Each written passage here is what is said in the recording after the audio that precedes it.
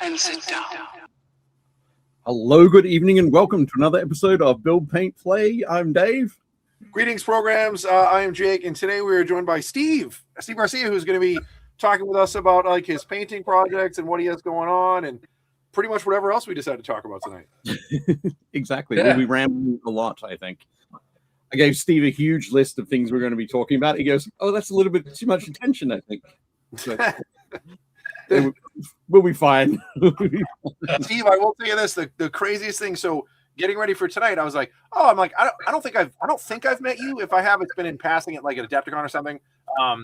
Where Dave's with like 30 people, and he's like, "Oh, this is like so and so and so." I'm like, "Oh, hey." So, I was like trying to look you up. There's like 4 professional artists named Steve Garcia. There's like a guy who's a professional artist who lives in New York. He's from Chile. He plays like he's a professional painter. Like he does like fine art painting. Then there's a guy, Steve Garcia, who's an animator. So he's done like the Rugrats and a bunch of stuff. He's like really well known in the illustration scene. And then there's like a comic artist named Steve Garcia. And I was like, I must be doing something wrong. Like they can't all be Steve Garcia. I was like, okay. And then I found Dave's thing. I was like, oh, it's that Steve Garcia. Okay, got it. Yep. That's awesome. That sounds like I'm in good company then. If all those sound like professions sure. I would totally do in an alternate universe. Fuck yeah. That's absolutely fine. It's one of those things like I know like Dave Taylor. There are Dave Taylors who are like there's a hockey player, Dave Taylor. There's a bunch of other famous Dave Taylors, but it's because Dave Taylor is like a super common name. It's not as common as John Smith, but it's pretty close. It's up there. Now we're going to put Steve Garcia alongside that, right? Yeah, again, I was like, well, I'm sure that there's a lot of like Steve Garcia, like Steve's a semi-common first name, and Garcia's a pretty common, especially South American like last name. So I was like, okay, it makes sense. But the fact that there were at least 4 other Steve Garcias who are artists, like I was like, that's a little crazy. Maybe like if I was like, oh, I found 3 other Dave Taylors that are also well-known miniature painters. Yeah. You'd be like, what? That can't be right.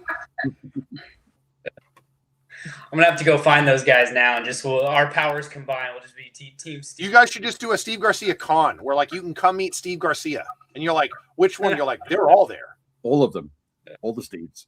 Roll the dice. One price, all the fame.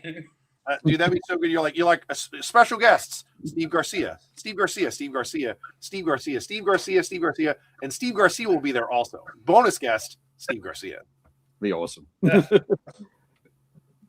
Just gonna jump in the chat for a sec and say hi to Ray Herrera's in the chat. Sam Mini Muses is in the chat. Christian is in the chat. Said telling me I was running late. Just a little bit. Kat Swift has joined us as well. Hi, Kat. What's up, guys? Sean Gleason is here. Mark Maxey, Josh Sawyer, Dave Hummel. Alan is in the chat as well. And oh my goodness, I'm not going to read that one out. Jonathan Palomo is here as well. Hi, Jonathan. Luis has joined us. Fantastic. Excellent. Oh, there we go. Kat says her brother-in-law is Dave Taylor. There we go. Ah, there we go. Name Kat's brother-in-law. Awesome. So welcome, everybody. As Jake said, we're going to be chatting with Steve tonight about all sorts of fun stuff. But just a reminder, and I'm going to remind you a couple of times during the show, the Art of Kickstarter goes live Friday. There's a link in the notes below. I hope there's a link in the notes below where you can go and click on that so you can follow along and be notified when it launches. And make sure you're there on Friday to pledge your support, I guess. Is the way to do it. But Steve, we always kick off with talking about what hobby we've been up to recently. Have you had a chance to put brushed mini? Ooh, man, that's been a tough one these past couple months. But yeah, I have. So actually, I was trying to get something done for Golden Demon at Adepticon. It turned into another day and a half locked in my hotel room with some tequila, with the paints, the brushes, my model ready to go. And unfortunately, I just couldn't cross the finish line. But you know what? As sad as it was to not be able to participate, it was great to be able to see friends and see friends, especially who were able to do as well as they did in the competition. But I think for me personally, like being in that hotel room, like with as chaotic as things have been the last couple months, it was complete and total bliss to just be there, completely like soaked and immersed in just painting a figure and just enjoying that part of it. So I know I've kind of expressed this to some friends, and they were like, "Oh, we're sorry that you were in the room. You didn't really get to hang out." And for me, I was all like, "Hey, look, I love all of you guys, but I was completely fine of like 24 hours of complete silence. Just focus on doing this thing that we love." So I don't want to talk too much about that. Hopefully, right now the aim is to finish that in the next like month, and then have that kind of be the unveiling for that figure, be actually in the art of book that'll be coming out, and I'll try to keep it under wraps until then. So there's at least that cool new content for it. Outside of that, I'm also working on. I'm doing a commission piece for Corvus Belli right now.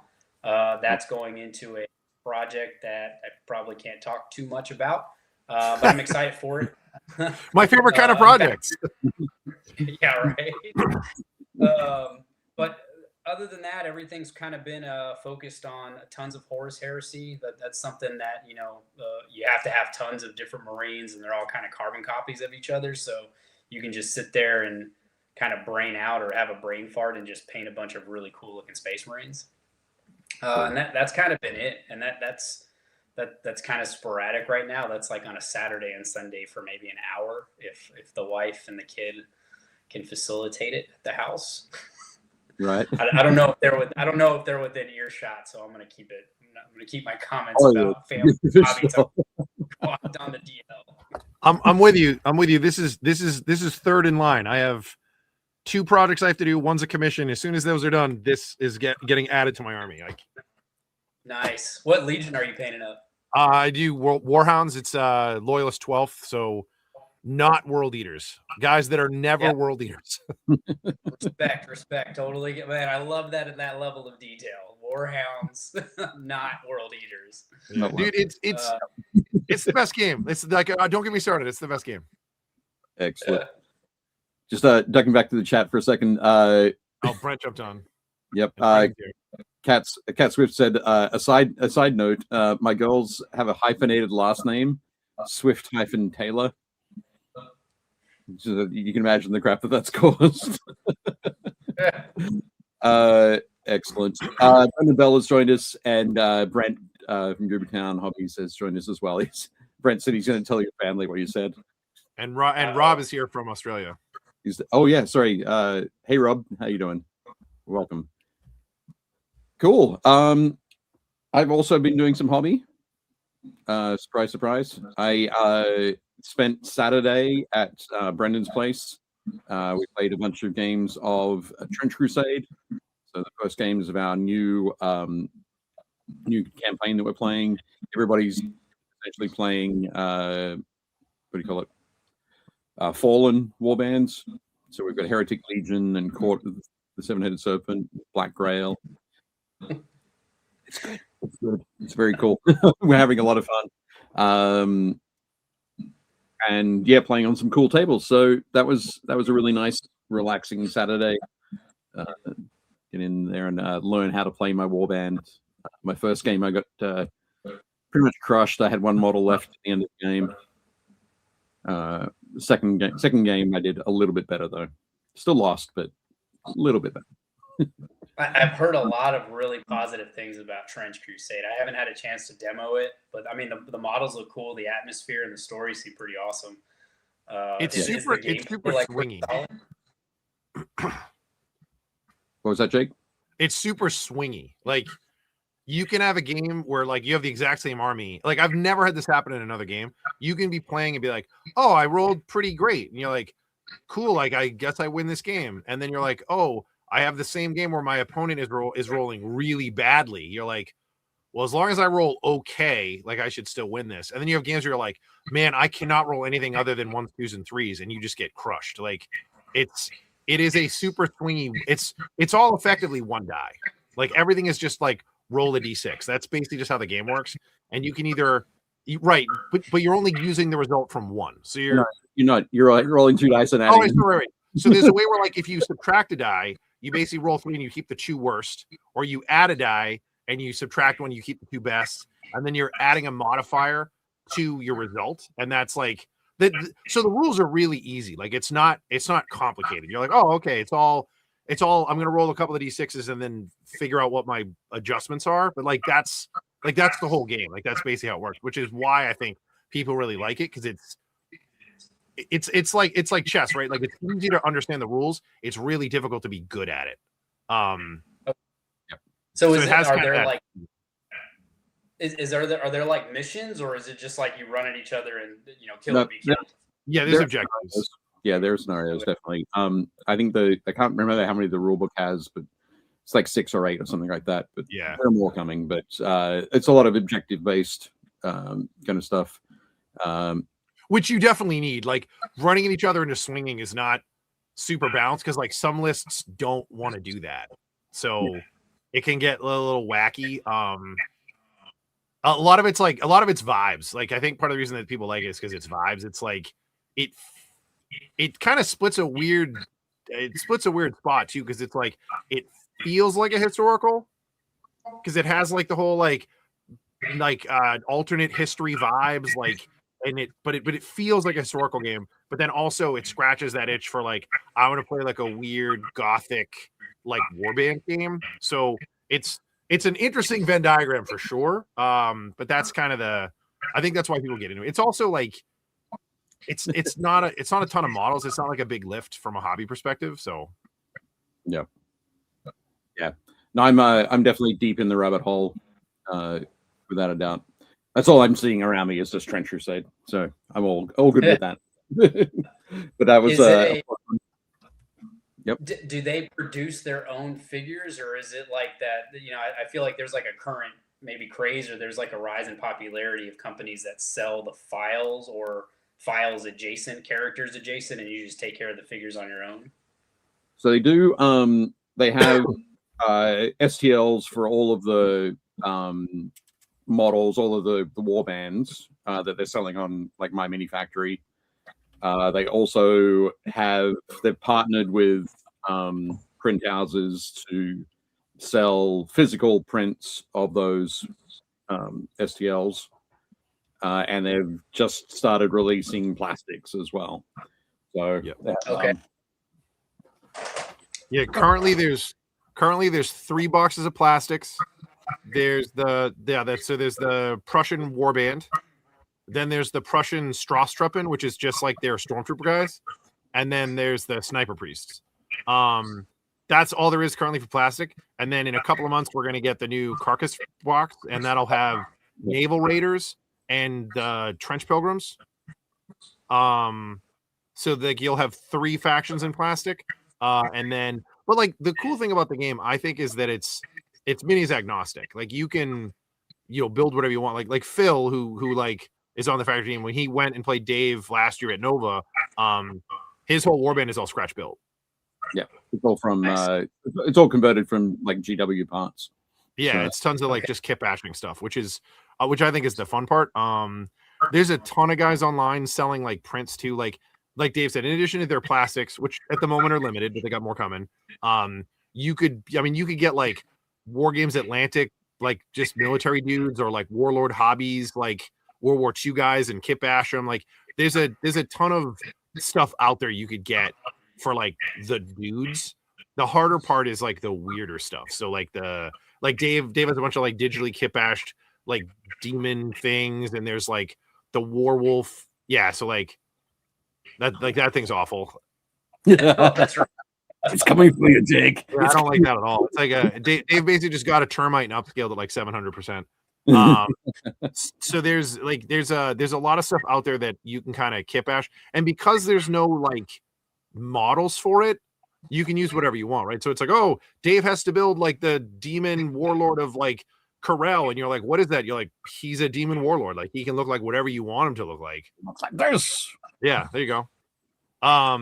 So like that part's really fun. Where it gets a little sticky for me is the fact that like there's a lot of stuff that's like adjacent, where like some sculptor has been like, hey, I think this is really cool, so I made my version of a warband that's similar to the Antioch warband, and you're like, what did you do? And they're like, I gave them like a samurai vibe, and you're like, oh, that's cool. So they have like samurai swords and like, you know, the face masks, and they have the budo helms, like, so they look really cool, but it's not really Trench Crusade, you know what I mean? Like there's a lot of like you're like, how much of this is still okay kind of thing. But it's fun. Yeah, Brennan's right. Or you could just use werewolves, because there's like the werewolves, which are like these weird like cyber demon, they're very 40k demon engine looking things. But yeah, it's a lot of like, hey, do you like Grimdark? Yeah. Like, do you also like pre-proto World War I? And you're like, I guess. And like, that's the Venn diagram. Like it's like I said, it's very specific.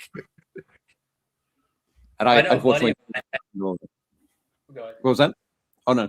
I was gonna say a buddy of mine had shown me. I guess they did like an exclusive event bust of like some type of a. He said it was a nun. Didn't look like a nun to me. Oh, it's the Artillery Witch. It's right there. It's the Artillery Witch. Dave has her. It had like the yeah. There you go. That one. Like that is so, I don't know, so unique and iconic at the same time. She's like the mascot. Like she's the mascot of the game. Yep. Yep. Absolutely. Well, but, yeah. So that's what I've mostly been doing this past week. There's a few other things I've done. I've got a model that I'll show later in the show. But also Jake and Ben sent me some Cities of Sigmar models. Oh, you got them? They arrived yesterday, so very happy with that. Thank you very much. No worries. Ben also snuck some snacks in there, so some Skittles at the Butterfinger. That was a nice surprise too. I have no idea what he packed for you. I have no idea what's in there. There was a little note saying Jake gave away the instructions, so in lieu of instructions, here are some snacks.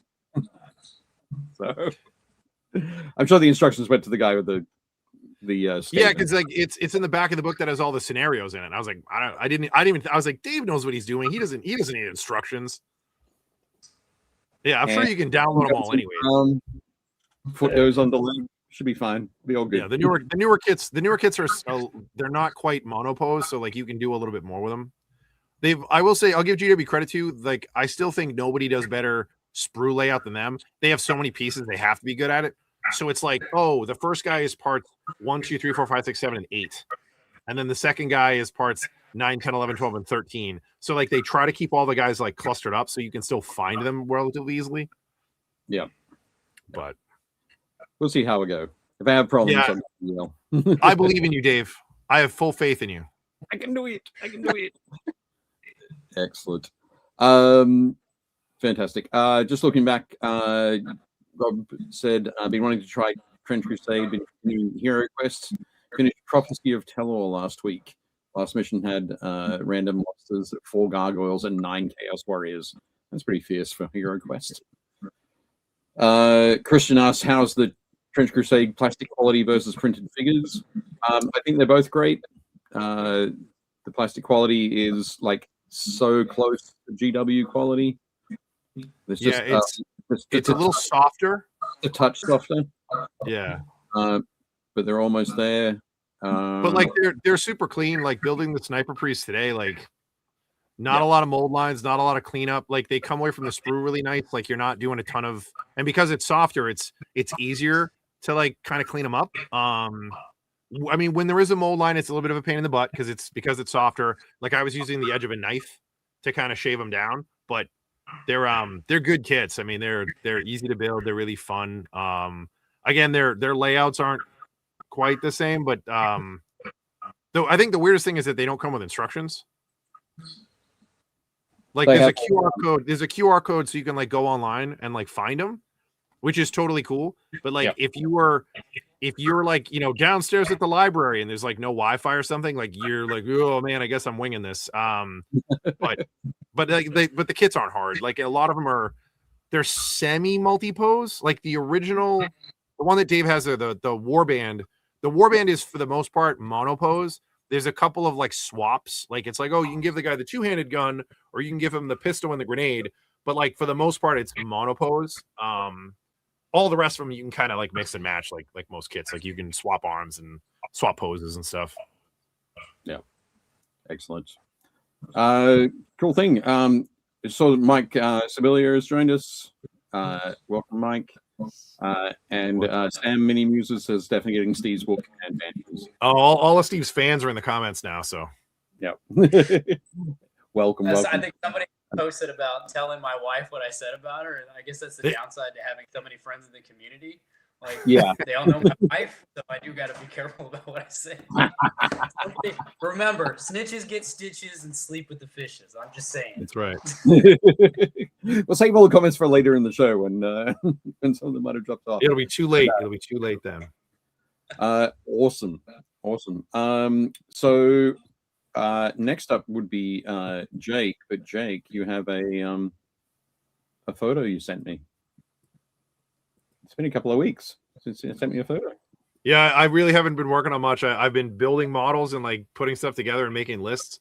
Yeah, so I built these today. So that's 2 of the stormtroopers. So the guy, the weirdest thing to me is I'm so used to making stuff WYSIWYG. So the guy on the left has a greatsword, grenades, and a automatic rifle. Okay. So the kit doesn't come with an automatic rifle. So I mean, it comes with a machine gun. So I was like, I guess I could use that. But I'm like, do I give him the greatsword or do I give him the machine gun? Because like, there's no way, like, there's no gear. So I was like, oh, I guess I can only give him one. So I was like, does he have to be modeled WYSIWYG? Like, I was like, how do I do that? And then people were like, no, you don't have to. You just have to. You have to give them one set of their stuff if they have it. Like, they have to be modeled with stuff that they have, but they don't have to be modeled with everything that they have. And I was like, okay, fine. So the guy on the left has a machine gun as well, and then the guy on the right has an assault shotgun. In addition to the sword and shield. And then the sniper priest, I have the one that Dave printed for me that's from Bite the Bullet that I really like. It looks like a Sister of Battle. And Ben was like, dude, you should just use, if you're doing this for Trench Crusade, he's like, you should just use one of the new ones. And I haven't gotten mine. And Ben was like, we have them in the shop. So whenever I get mine, I'll just replace it with the one that I zeroed out today. So, but the sniper priest kit, super cool. There's like 2 different lower bodies. There's 2 different sets of legs. There's 4 different torsos with different weapons, and then there's like 5 different heads. But really, really cool, super fun. Like on the back of this thing, it has like the cruciform cross with the 4 little crosses on like the back of the habit. So I'm gonna paint this up kind of in the same vibe as how I was doing the other one. I'm gonna do it like a nun. Really, really neat. My spray paint came out really weird and patchy, which is why they look kind of spotty.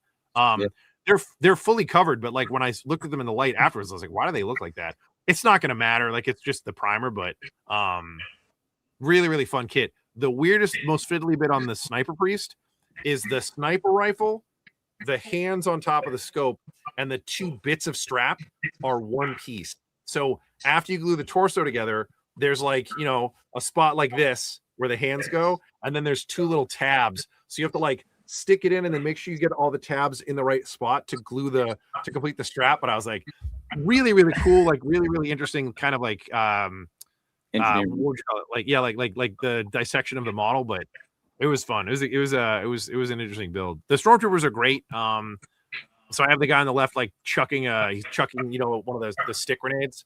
So that'll be fun. And there was a hole in one of my bases, so I put the little demon head, and the guy on the right, I use a little demon skull to like plug the hole. Right. Nice. Is there anything weird about base sizes? Say again.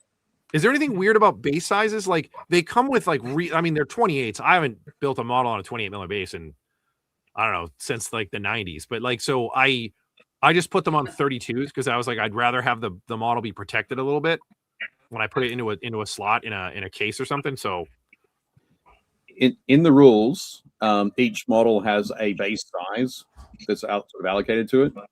So these are typically 25s. Yeah, well, mine are not. So I'll have to fix that. No, the way that it comes into it is the way like interaction with other models. So there might be like somebody can push another model as long as they're on a 40mm or smaller base. Okay. And it's when it comes down to it, it's whatever their base size is. So you can put these guys on a 60mm base, but right. If somebody pushes you, you're like, oh, are they in the rules? They're 25mm. Okay. Be pushed away. Yeah. Things like that. Also, that's an exaggeration. Don't put it on a 60 mil. So we've talked about that for long enough. Steve, what was your question? You were going to say something? Yeah, I was gonna ask. So, are these the stock figures that the company themselves make, or are these ones that you printed on your own? Yeah, these are the new plastics. Like they have these in STLs that you can still get, 3D printed or whatever. And then these are the new plastics. Like, I mean, those two kits just came out like in the last month or so. Okay, I mean, those look pretty awesome. Those are nice looking figures. I love that sniper especially. Yeah, she's got bare feet, which I thought was cool. So. It is sweet. So I'm just opening a box here that has. There we go. They've got something. Yeah, there you go. Ta-da! Oh, nice. That's cool. Yeah, so you can there's the two different bodies. The guy on the left has like the shorter robes, and he has like boots. And then the guy on the right, which is the one that I built, you can give him a cape. There's 4 different torsos. And we don't have to go into it. It's for a kit that's only that big, it's 1 half size sprue. There's a ton of options on it. It's really cool. Excellent. Moving on. We're going to thank the Army Painter. Yay, Courtney. For our sponsors. So the pigment show that we've been talking about, Ray is organizing that. Ray's in the chat. The head judge for the Pigment Miniatures show is actually with us tonight. There he is. It's Tequila Steve. That's him. Excellent. So I'll be heading out to that. I've already booked my flights. I haven't booked my hotel room yet. I've got to talk to Ray about that. Courtney is going to be there. Courtney from the Army team. There's going to be a Army Painter demo. Super excited about the whole event, and yeah, it'll be cool.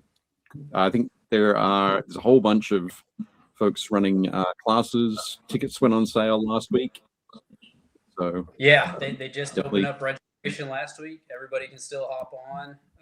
It's definitely going to be a good event. Like the lineup and the work that Ray's put into it is evident right out of the gate.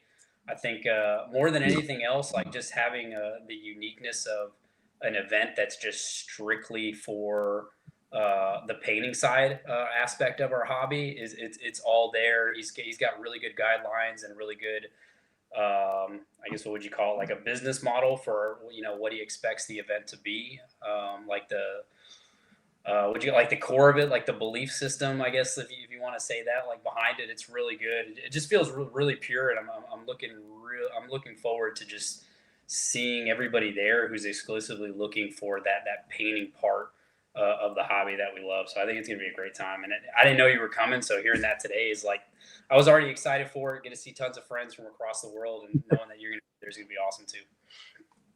Yeah, definitely going to be cool. I'm excited. If folks missed episode with Ray, that was about 6 weeks ago, I think. You head back, check that out after this show. But yeah, there we go. Christian says pigment is a ray of sunshine. Well done. Full points. Excellent. Awesome. Next up, again, mentioning John Blanche's On Guard Vanguard. This is our friends Nigel and Ronan, working with Thomas Piran, John Blanche, of course, Paul Hicks, and Patrick Masson. Bring these beautiful minis to life. It's 3 days to go. It's about halfway through that next day, so 2.5 days. They're almost complete. They're over 700 backers now, but there is a link in the notes down below. Cool. Yeah, they're killing. I'm psyched for them. That's awesome. Yeah, definitely super cool. And then, of course, mentioning that again, link in the notes below. Head down, click on that. Our follower count is up over 700 now, so very excited. But of course, I'm getting super nervous. We're only 3 days away. It is in the notes below, Dave. I checked. Okay, awesome. Thank you. Awesome. Already, Steve. So, Steve, is that correct? What's that? Sorry, you cut out for a second. Oh, sorry. Oh, Dave, you are freezing and cutting out. Am I? Ooh, wonder why that's happening. I'm pretty sure this looks like an Infinity model to me. Is this a tag? No, yeah. So it is Infinity as Corvus Belly figure. It's not one of the tags. It's one of the remotes. So this is like one of those like completely autonomous little, raging robots of hell or whatever. Just goes around shooting stuff. I think this one has it's got the missile launchers up on the side. It's from the Yujing faction, which is kind of their. When you look at like the Infinity Universe, they kind of have like those atypical like nationalities that are representative in the game, and this one's their like Chinese Asian faction, Yujing. First faction I got into in the game. I'm a huge Asian aesthetic kind of guy, so they hit the mark right out of the gate, and it's hard to go wrong with like oranges and yellows and reds, with some contrasting turquoises. It goes a long way, and Corvus just makes like I'll to this day I will defend to my death that they make at this scale they make the best figures in the market. The fact that they're still producing stuff in metal right now and pewter, like some people, kind of look down at that with a lot of the technologies that are out there, but still, when you get a Corvus Belly Infinity figure out of the packaging, pewter or their new substance, it doesn't matter. Like the quality speaks for itself, and it's one of those figures like when you start painting it, like the quality brings out the experience and the joy and the entertainment of what we kind of got into this in the first place, and it's that feeling that like it gets rekindled every time. I can go a year without painting an Infinity figure, and my heart starts to hurt. And the moment I open a package and prime it and start putting paint on the figure, all of that love of their quality and what they bring, like it comes back within like 5 seconds. Like I love their model so much. Dude, you're not kidding. Even like the Iron Painter Yujing paint set, like there are 4 oranges in here. Yeah. Like there's 4 oranges. Like awesome. Can you guys hear me now? Yeah, it's a little better. Again, you were just like doing the whole like, and your mic cut out a little bit. So that's really bizarre. Dave Hummel said it was fine on his side. So, but my question, I was going to go back a little bit further rather than just talk about Infinity paint jobs or Infinity minis. Texas is where you're from. Is that right, Steve? What's that? I think it happened again. I'm sorry. Yep. It's he asked if you were from Texas. Texas. There we go. Yes, I am from Texas. I'm a little bit of a military brat, so it's hard for me to say like where in the world. I'm a child of the world, but Texas is where my mom and dad's family are from. We own property in Austin, Texas. Love it through and through. We're in DC right now. We're in Virginia. Can't wait to get back to Texas. I'll leave it at that. I've got some really good friends up here in Virginia. There's a couple of bright stars in this dark state, but I am ready to go back to Texas the moment I'm able to. Hey, my next question was going to be like, where in Texas, or maybe it wasn't in Texas, but where did you find miniatures? How did you get started?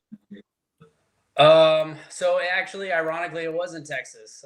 It was in McAllen, Texas, which is just on the north side of the border of Mexico. That's where my mom and dad, that's where their families are from. I actually got started. My uncle got me into the hobby with, at the time, he was doing the old school, like the original, what was it called? It was the first edition, the original like Titans that GW made. Adeptus Titanicus. There you go. Yeah. So he was doing that, and I saw those on his shelf. Those are the ones that were like those cool old school Titans that had like castles, the Beetlebacks, and the Carapace mount. Yeah. Those things were awesome. They blew me away, and I guess like he was doing that for a little while. I was the annoying nephew that would come in and bother him, like on holidays, like Christmas or Thanksgiving, break. And at one point, they had just GW started producing 40K, like with the actual like the scale that we currently know, as a skirmish game. And they had them on, they just had those atypical Space Marines that were on the sprue, just like holding their bolter that way. And he gave me a couple of those, and I think like so many people out there, like GW ended up being like my gateway drug into the hobby, the ultimate pushers GW, and I got hooked. I got hooked from then. I even he was nice enough to help me out and paint, help me paint my first figure, which meant at that age like he pretty much painted the figure and I got to hold it afterwards. But it was a White Panther Space Marine. And I feel like when I mention that to people, like there's some people whose eyes like light up, like they know what the hell I'm talking about. And those are the old school, those are the OG like GW people to me. You can talk about some of those old school DIY chapters almost. That's about it as far back as I go. And there's stuff before that, but I feel like that's kind of like when GW really started really making the name for themselves. So I'm luckily able to kind of call that, claim that OG status just from my uncle bringing me in that early. Right. Nice. That's cool. I think it's always cool when it's family that that's connected you to the hobby, I guess, is the big thing. That's cool. So like during high school, you were painting?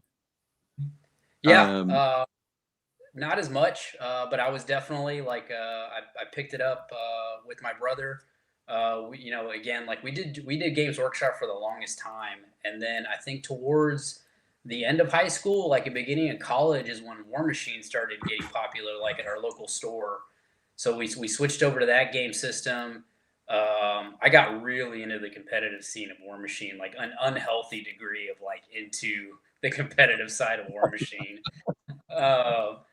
Did that until like they kind of started sliding off. Let's just say it that way, like in a nice way. And then that's when the store started stocking Infinity figures, and then that got me hooked for the longest time. But even with War Machine and Infinity, like especially as much as I love like Corvus Belli and what they do, GW has always been in the background. I've always owned. There's always been Space Marines on a number of my shelves in the house, no matter what game I'm actively playing. Right. Nice. At which point during that then you go? Was it when you started to play with Infinity and Infinity models? You talked about your love and your passion for those. Is that when you were like, I'm going to spend more time painting?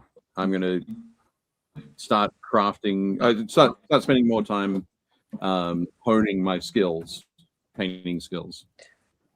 Yeah, for sure. I don't really know. I mean, at the time I didn't really realize it or understand it, but I think looking back at it, that quality of their figures definitely like motivated me to like want to push the painting part of it. And I think it's just it's the universe, it's the visuals. There's a lot of that, like apparently in the future, everything's going to be shiny and there's going to be hexes everywhere on everything. And that just like, it really spoke to me. So with their figures, I just tried to like push. It was an opportunity for me to push myself. I painted a couple of figures that were intended to just be gaming models. And I think actually I was stationed overseas at the time. So I also had the luxury of just a little more time at the desk. And then when we came back to the States, I went to my first crystal brush and I threw those in. And I did well at that one. I walked away with a couple of the brushes, and I think just the timing of both of those things worked out really well. And it kind of it kept me on that, like, that positivity and drive, to want to keep improving. It put me on that trajectory. And I think after that, it was really just like continuously, like, I just kept wanting to try to see how far I can, what I could do next, what was going to be the next challenge, and just see if I could take what was in my head and put it on a figure itself. Right.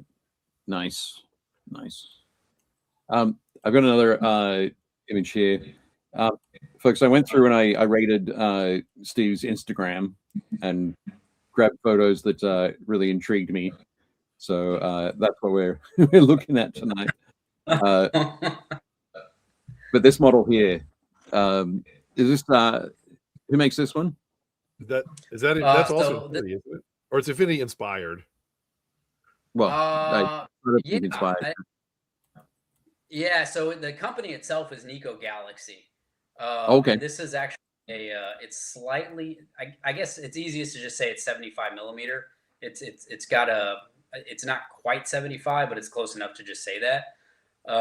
This was one of the first actual commission pieces that I had gotten after a couple of successes at different painting competitions and stuff. So the owner, Pete, was, he had reached out. He liked a lot of the stuff that I was doing for Corvus Belli. I guess he made that connection between Infinity and the, that futuristic vibe that he has on a lot of his figures. And I mean, it spoke to me. And I think what I really appreciate about it is, like, this was also an opportunity for, there's just enough of a mix of different textures on here, with the majority of it being kind of the stuff that I was feeling a lot more comfortable and confident with in Infinity, like a lot of the smoother lines, the non-metallic metals and stuff like that. But the jacket and the pants and everything, they were an opportunity for me to kind of step out just enough to where I felt like I could produce like something worthy of like a box art. But then at the same time, also kind of like push myself into doing things that I wasn't doing very much of at the time. And this was also, I think, one of the first like full 75 millimeter figures I had done. So, when you go from painting like Infinity figures and you're doing freehands of like, the Transformer symbol on the side of a shoulder pad, and then you get given this larger model, it's like, oh crap, like the sky's the limit. If I can do that on an Infinity figure, what can I do on this jacket? Who's like literally the size of the jacket is the size of an entire Infinity model. So that was another aspect that I had a lot of fun with. And I think originally, I don't actually think that this was meant to be the formal box art. But from what he had told me, like it was so popular and well received that he ended up using both this figure and another one that David Aroba had done. And so that was, again, just kind of another hallmark for me, because David's a phenomenal artist. He's a great dude. And just to, there's times when just having your name next to other artists that you look up to and you get inspired by, like that by itself is a reward that has no dollar amount to it. And this was for this to be the first box art that I had done and kind of be held in that light. Again, I think it was just like the timing of it, where I was still hungry for wanting to push myself. I was coming fresh off of a lot of like good successes in the hobby. And this just kind of continued just that kind of that to catapult, my desire to want to keep pushing myself. But yeah, I still love Nico Galaxy is still out there. Pete produces some beautiful figures. He's got an awesome story. I think he hit a little bit of turbulence about a year and a half ago. I got really worried for him as a friend and for the company and the visuals of what he makes. Like I'm really a big fan of, and thankfully the community came together. He was recognized for what he puts into it, the quality of his stuff, and it's all on the upward swing again. So I'm always excited for what he pushes out there, and I'm sure that there's going to be tons of stuff that he keeps doing. That's cool.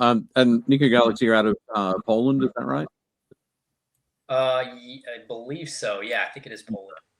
Yeah, I know that Natalia and Kaha have done a bit with them.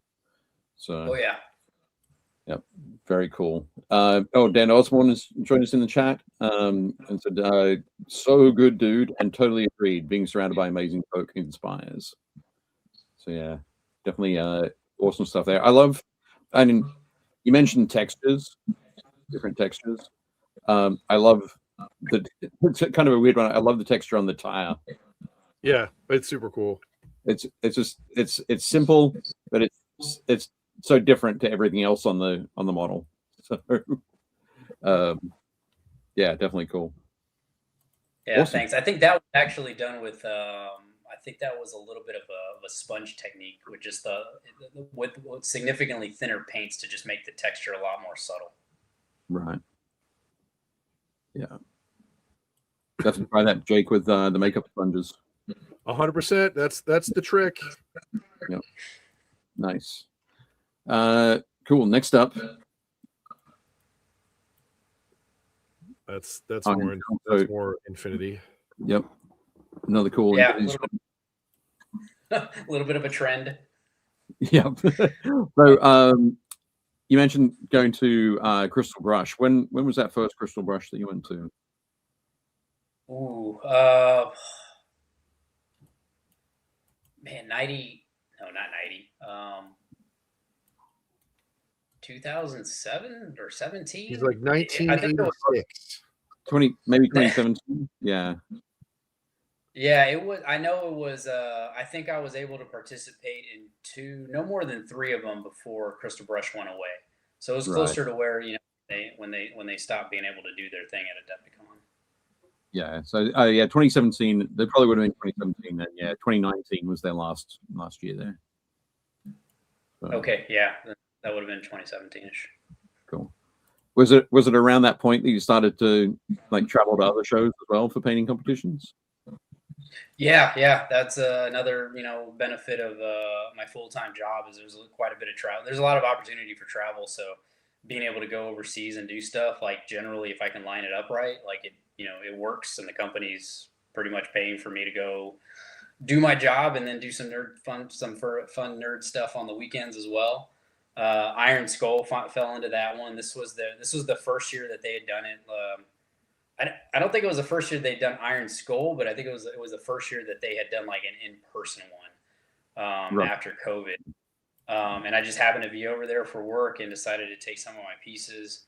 I was able to take tests with me, and it was a really good time. This was at the time. This was also, at least for me, it was the first event that I'd gone to that was strictly painting, that didn't have like a gaming aspect attached to it or anything. And I think because of that, like the atmosphere is different, like when you're 1,000% just surrounded by people who are there to, kind of like basks in the painting aspect of our hobby.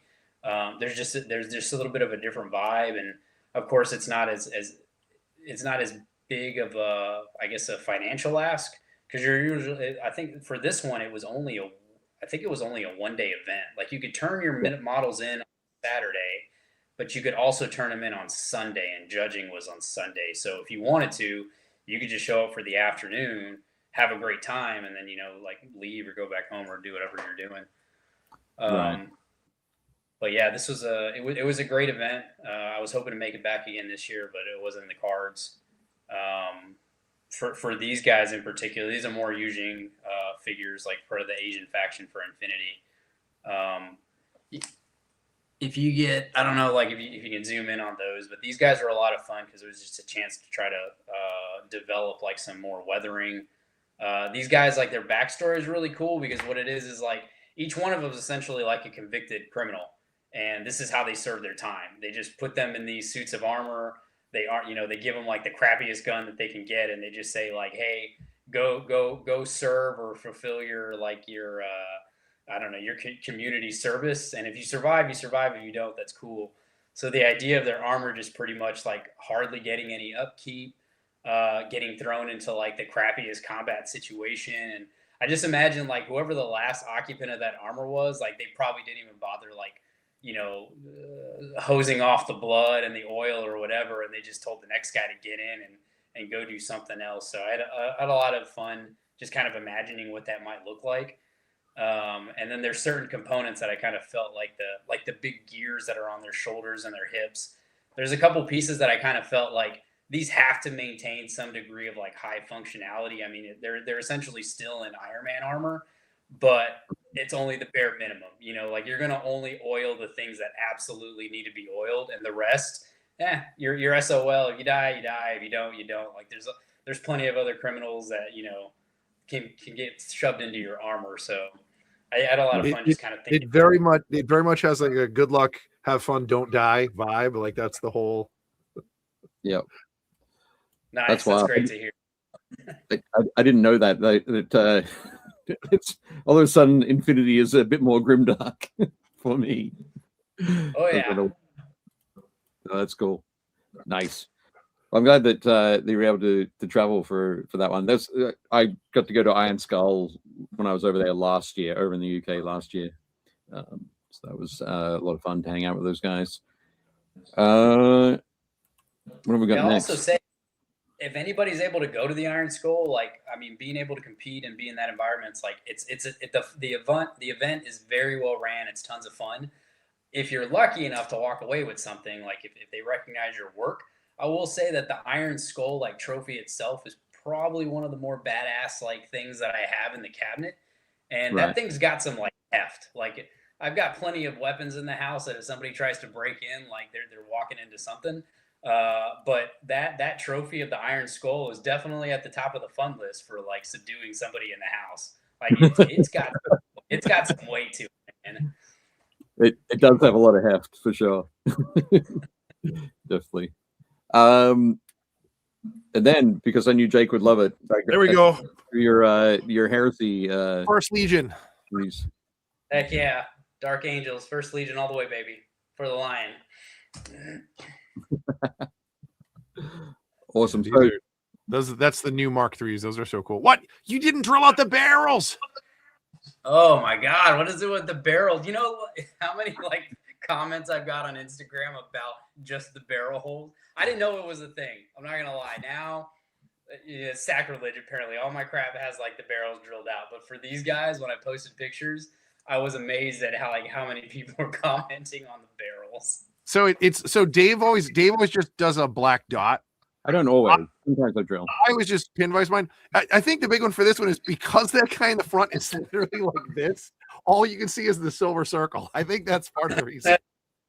It is literally dead center on the picture. You're like, you might have just like the caption might as well have been, "I didn't draw out the barrels." Like that's the caption.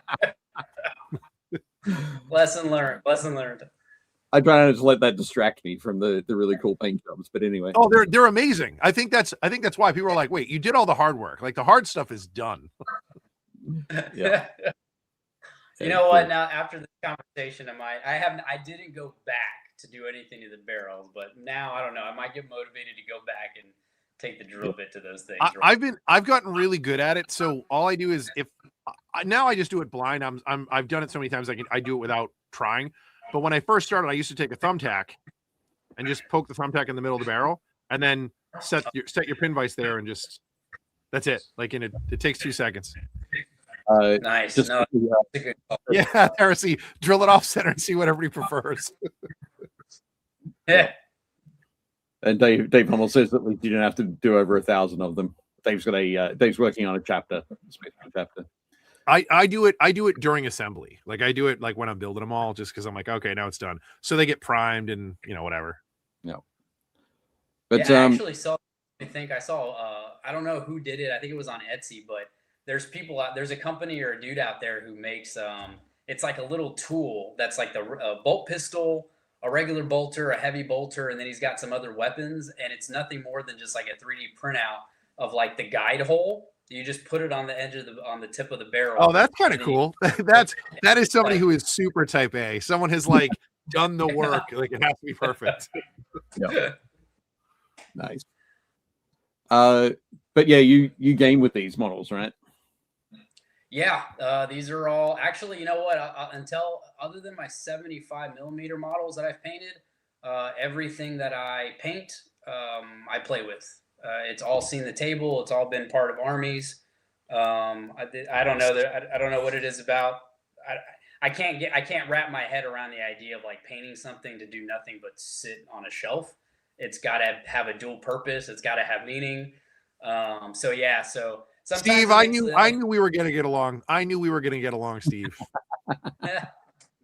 Yeah, it make when it comes to like competition painting, sometimes it creates a little bit of a challenge, but again, I kind of just I hope against hope, or I hope that the judges, can see past like just because it's not mounted on a completely 1,000% integrated base onto a plinth, that they see the value of the work as opposed to just it being on a mounted display in that way. So, but yeah, for these guys, they're part of my Dark Angel Legion army, which is actually surprisingly finally picking up enough steam that I can probably get a game in here, like in the next, I would say, year. I've got maybe like 3 squads I got to do. One of them is that the assault Marines that you showed earlier, Jake. Really looking forward to doing a box of those guys. But for these ones, yeah, I tried just figuring out a way to, I guess, kind of mesh the quality that I want with like speed painting or army painting. And I'm pretty happy with how they come out. Like I feel pretty good about it. You know, I wouldn't shy away from telling people that these are actually my models. Yeah, they're really cool. I mean, the Dark Angels are 1000% a labor of love.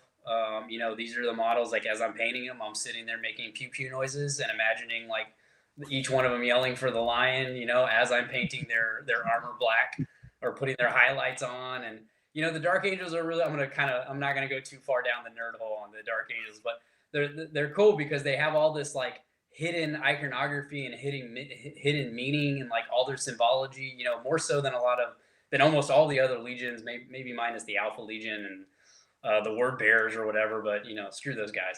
For the Dark Angels, it actually has a purpose, it has a meaning. So even doing like mixing like the decals with the free hands and doing a combination, like every one of these guys has a different placement and combination of decals and freehand on them, just to kind of make each one of them feel, again, in my nerd brain, as I'm making pew pew noises, painting my model, to give each one of them like their own individual character. You know, this is Sargareth. You know, he's been in so many battles and blah, blah, blah. And I mean, when you're doing 10 of them, you'd think you'd run out of motivation or stories, but nope. Like, that's the Dark Angels deserve it. It's also been great too, because now with Heresy, they've done so much Black Library stuff that it's just so much expanded. Like there's so much cool stuff you can do. I really like on the Black. Dave's trying to rush us now, but I do like that on the you did my favorite thing on Black Armor, which is you didn't highlight it with white. Like you literally built it up with layers, and you didn't do line highlights. Like that always looks really cool on box art, and I appreciate the skill, but it never like black never looks like white.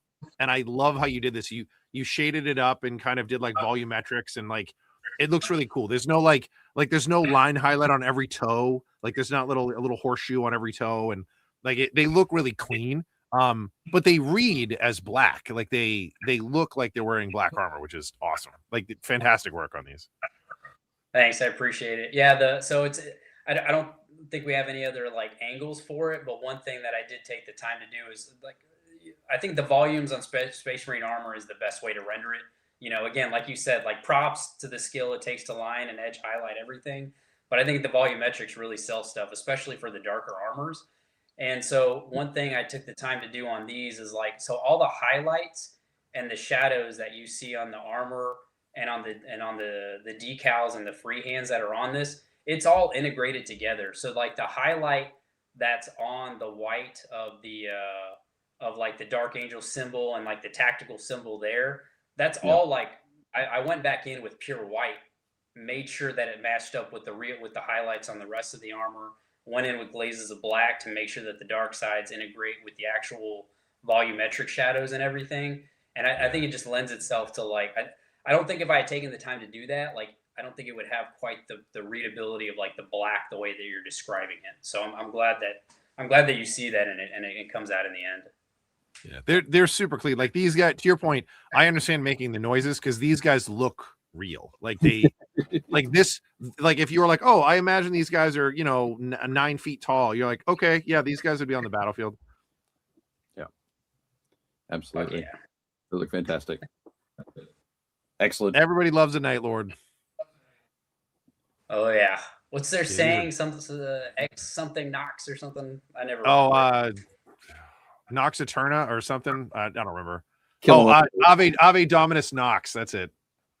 Yeah, kill them all. I'm not a huge Words fan, but that's probably one of the cooler catchphrases in the 30K universe for sure.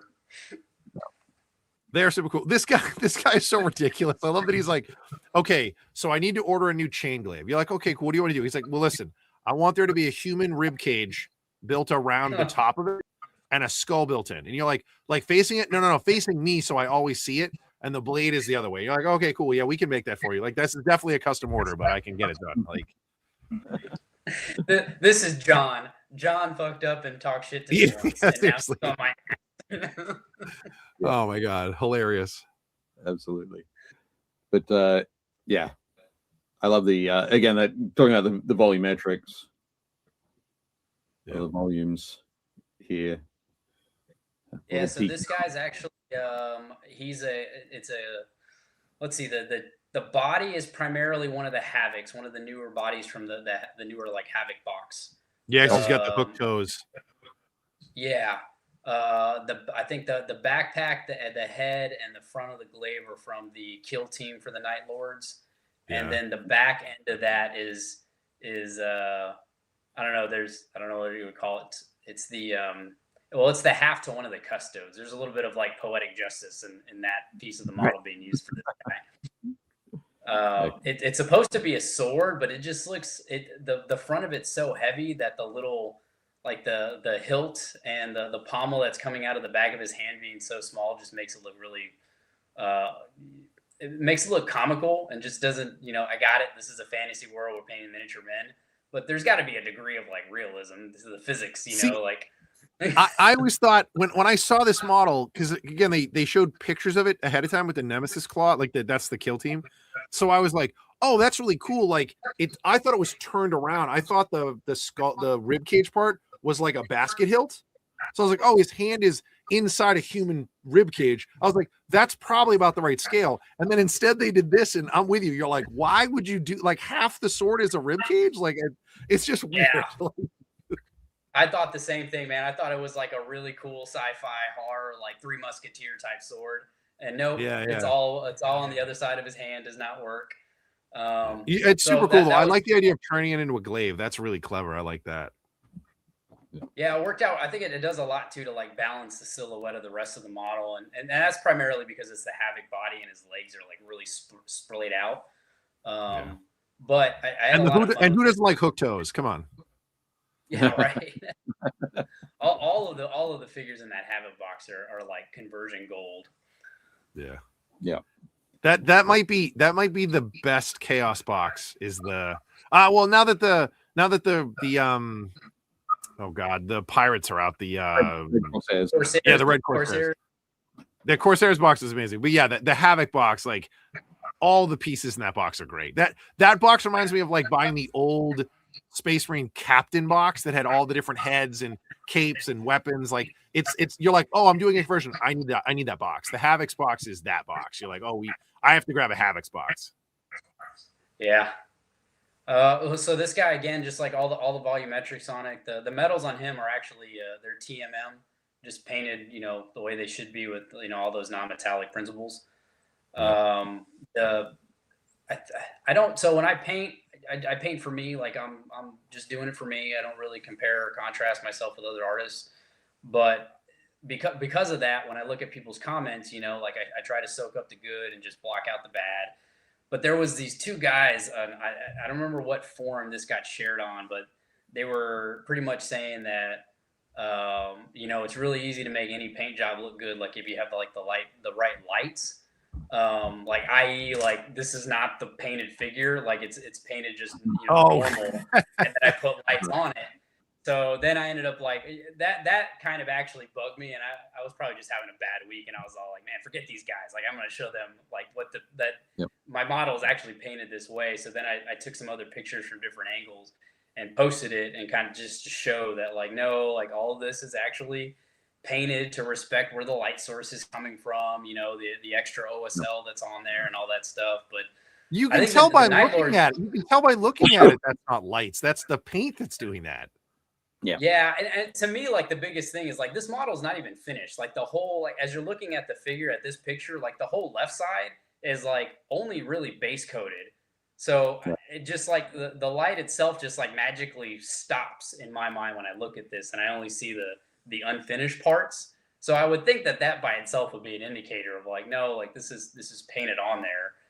For this But to be, like for this to be done by lighting, this would have to be like actual size for it to reflect light like that. There's no, as a miniature, it's so small, it's not gonna, you can't pick and choose to not have the light go into these parts if you're trying to do this with lighting. Yeah, that's absolutely. Again, it's always people that either don't paint their models or people that don't have enough experience with painting. And again, there's nothing wrong with that. Like, I understand that some people don't, but like, you can tell by looking at a model whether or not, granted, good lighting and good basing helps every model, but you can tell by looking at this that that's not done with light. That's done, the paint is doing that. Yeah, heresy gets it. Yep. Excellent. So a little bit more of your beloved Dark Angels. More Dark Angels. First Legion, baby, all the way. So yeah, this was one of the. I think this was one of my Golden Demon entries. It was the first year that Golden Demon had come back to the States, and I think it was the first year that they had done any of them other than the ones that they were doing in Nottingham at the time. And I just wanted to. Again, love of the Dark Angels. And one of the coolest stories that the Dark Angels have, especially for the Lion, is like that famous duel that he has with Lehman Russ. And I just wanted to put as much of my, like, what I imagine that fight scene to be like into this, diorama. Tons of fun with it. Did a lot of, not a lot. I had to resculpt a couple things, just kind of makes them match up. I think GW, it felt like at least the conversion job was easy enough that I felt like they were meant to be faced off against each other. They just have that, they're angled too well for that not to be the case. But yeah, so this is just that iconic story of the Lion and the Wolf where, somebody essentially talks crap to Russ. The Lion comes in and says, look, man, I don't got time for your heartfelt, or your heartache and your emotion driven, whatever. He's like, I'm here to freaking win the day and eradicate this guy. So he does that. And then Russ gets pissed off at him. He comes in, he's like, how dare you take my kill? And the Lion's all like, oh, I dare. And then they get into a fight. The Lion wins in the end. That's all the rest of the story you need to know. Lion wins. Okay. Well, that was the cool bit in the 40K codexes. They talked about, if you play them together, like the whole idea was Space Wolf and a Dark Angel were supposed to recreate the duel. Yeah. And I was like, oh, that's kind of cool. These are kind of funny because like I definitely feel like the design team at Forge World, to your point, I think that they had a bigger sort of concept originally for all the Primarchs because Lehman Russ and Magnus are designed as a duel. They are designed to be facing off against each other, and their bases actually match up. So if you buy both of them, you can put them together as a duel. And then Fulgrim and Ferrus Manus are the same way. They're designed to go together as a duel. And then Sanguinius is supposed to come with the original base they had. It's him killing Kabanda. So it's a giant demon head that he's like landing on. But then like they don't really tell you that anymore. So now when you buy the models, you're like, oh, that's weird. Like, why does Fulgrim look like he's dancing to the side? I'm like, because he's dodging the Warhammer that's about to cave in his rib cage. Like, so that's why they were sculpted that way. So the Lion, on his base, isn't he like cutting down a bunch of guys? I think There are few, Night Lords, yeah.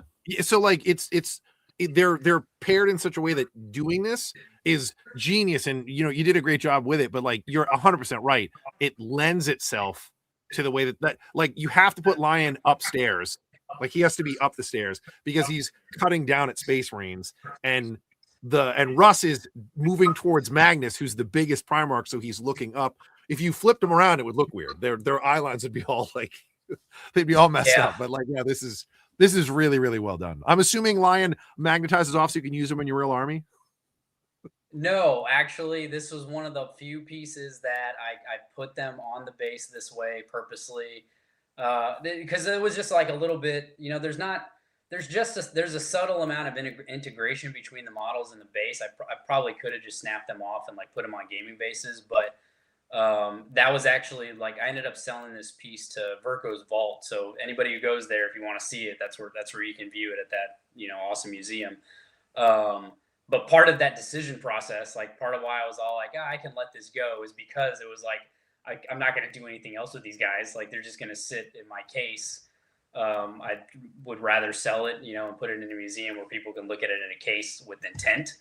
But yeah, there's a lot of, because this was going into Golden Demon, there were definitely, the one regret I have about this is if I wasn't doing this with Golden Demon in mind, the visuals for this scene and how dramatic it is significantly different. There would be much more extreme lights. I originally had the idea of you wouldn't be able to see it, but I wanted to imply the effect of like a stained glass window somewhere in this scene with the light kind of coming down and cutting between the two of them. So you kind of have like that multifaceted colors with light intensity and just bringing that extra degree of like drama to the whole piece. I just didn't think that was going to be particularly well received for the environment of the Golden Demon. So things were purposely kind of like cut back on. There's some small environmental things going on. Like if you look at the stairs that on Russ's side, Russ's like presence, like in a lot of the fluff, it talks about how he kind of brings a little bit of Fenris, like an ice world. Oh yeah, there's like an aura of cold around him. Yeah, so you can't see it too well in this angle, but the stairs and the surrounding area around him have that light blue. They have like the blue tones and that type of effect as he's coming up the stairs. And then there's a lot more warmth in the lion to kind of contrast against that. So I did try to take some slightly more, I guess, elevated artistic concepts and put them into that GW atmosphere that I thought would mesh pretty well. And I walked away with the gold in diorama, or in duel. I'm sorry, in duel. So I guess that helped. But there were definitely a lot of times after the competition that I had debated, like literally like putting all this in like brake fluid and just like scraping the paint off and then repainting it the way that I wanted to in my mind. But I guess you can call me lazy. I didn't want to bother to do that. If I do another scene, I would completely change it. Yep. They look great. I mean, they're the techniques that you use and like the way that you have them, like kind of it tells a story like right away, and it's really apparent. And like I think the coolest thing about this is you can tell that they're siblings, right? Like there's so much similarity between the ways that you painted them, but also they are very distinctly different, like which is very clever. And it's hard with them, right? Because it's not Magnus, it's not Sanguinius, like it's not Angron. It's you're like, oh, it's two guys with long hair that are martial fighters. You're like, cool, except one's a barbarian from like an ice planet, and one is like a knight. And it reads that way. It reads like a knight fighting a barbarian. So, yeah. Ray thinks that you need to paint it again. Yeah. I was going to say hi to Kel and Hank who have joined us. What's up? Excellent. Next up, we've got a couple of this is great. Yeah, this is so you're rocking some Ultramarines in addition to your Dark Angels for Heresy. Yeah, that it is absolutely first Legion all the way. But the second love is definitely Ultramarines. I know that they get a lot of flack because of the poster boys, but I think that's kind of where I think they have 10 times more character. GW did a better job of conveying their character in 30K and Horus Heresy than they have with the 40K stuff. And I mean, there's obvious reasons for that, but this one's special to me because my uncle that I mentioned earlier that got me into the hobby, like both of us are really big, like, Roman mythology and Roman fans. So we both appreciate the Ultramarines for that reason. And this is the Ultramarine army is kind of like a joint endeavor between the two of us. So he'll assemble some of the figures, and like he's really creative, and he's got all these really great ideas about how to like really push that Roman vibe. He's got a strong history background. He could have been a history teacher versus what he does now if he wanted. So he brings a lot of that passion and a lot of that knowledge when he does conversions for our figures in the army when it comes to the iconography and how combining the different symbology and stuff. He does a great job with it. So this is again another labor of love because it is like a joint project that I share with my uncle. What I love about it is like versus like so black has its own challenges when it comes to weathering. It's significantly different. I feel like it's a lot more straightforward with the ultramarine colors. Like you can have a lot more fun with it because the subtlety is so much more apparent than it is on black armor. So like a lot of the weathering that's done on here, it might look pretty intensive, but its application like is actually pretty quick, and because of that, it makes the experience a lot more fun. Like you can crank out a lot more things, with the same, I guess, with the higher quality as well with the ultramarines. I like how you did like the two-tone damage, that's really, really tough to do. So like on the blue parts underneath the, like right above the skirt, you've got like almost those like purple tones and like super deep blues. So it's like, it's the blue, but it's like dirty. So it's like covered in mud or it's been chipped away. So that's like the base coat. And then on the white, you've got the blue showing through. So obviously whatever Tech Marine or Surf painted this, it was blue, and they, car show taped it off and sprayed it white, and then like did all the iconography, and then like the white's been chipping away, and then under the white you've got the iron. So like really, really cool. That's a very clever way to do weathering, and it's such a small little detail, but it packs so much punch doing it that way. The lived in look of a lot of the Heresy stuff I really dig. Yeah, absolutely. Awesome. This one's another obviously Horus Heresy for Ultramarines. This one was a lot of fun. I tried a lot of different techniques. My main thing was really I just wanted to do something that, depending on how well it did or didn't do, would challenge. I felt like it was a challenge to a lot of the preconceived notions of like Golden Demon and what can do well and what can't do well, what techniques work, what they quote unquote want to see and everything. So you always see Ultramarines fresh out of the factory. That's all they spend their time doing is polishing and their armor and looking pretty. But I wanted to like kind of flip that on flip that around and show the Ultramarines like, no, man, they're pretty badass warriors. Like they get into it. They're just so good at their job. Maybe they have time afterwards to clean their armor really well. Yeah, there's a reason why Horus wants nothing to do with them. He's like, we're gonna keep them busy somewhere else. And Lorgar's like, I'm a doofus, and he's like, you should have your guys go attack one of their homeworlds. That'll totally go your way. You definitely won't get your face kicked in. And then they like do that, and then the whole idea is it keeps the Ultramarines away from his plans because Horus is like, I don't want to deal with them. Like, yeah, absolutely. So for here again, went really heavy on the weathering. Went really heavy on so this was true metallic also, but using non-metallic stuff. It was cool to have some friends like kind of question that. They were like, oh crap, like we thought that this was non-metallic and it's true metallic, which to me just kind of, it's a little weird because it's kind of the reverse of what people kind of generally want to make that comparison to.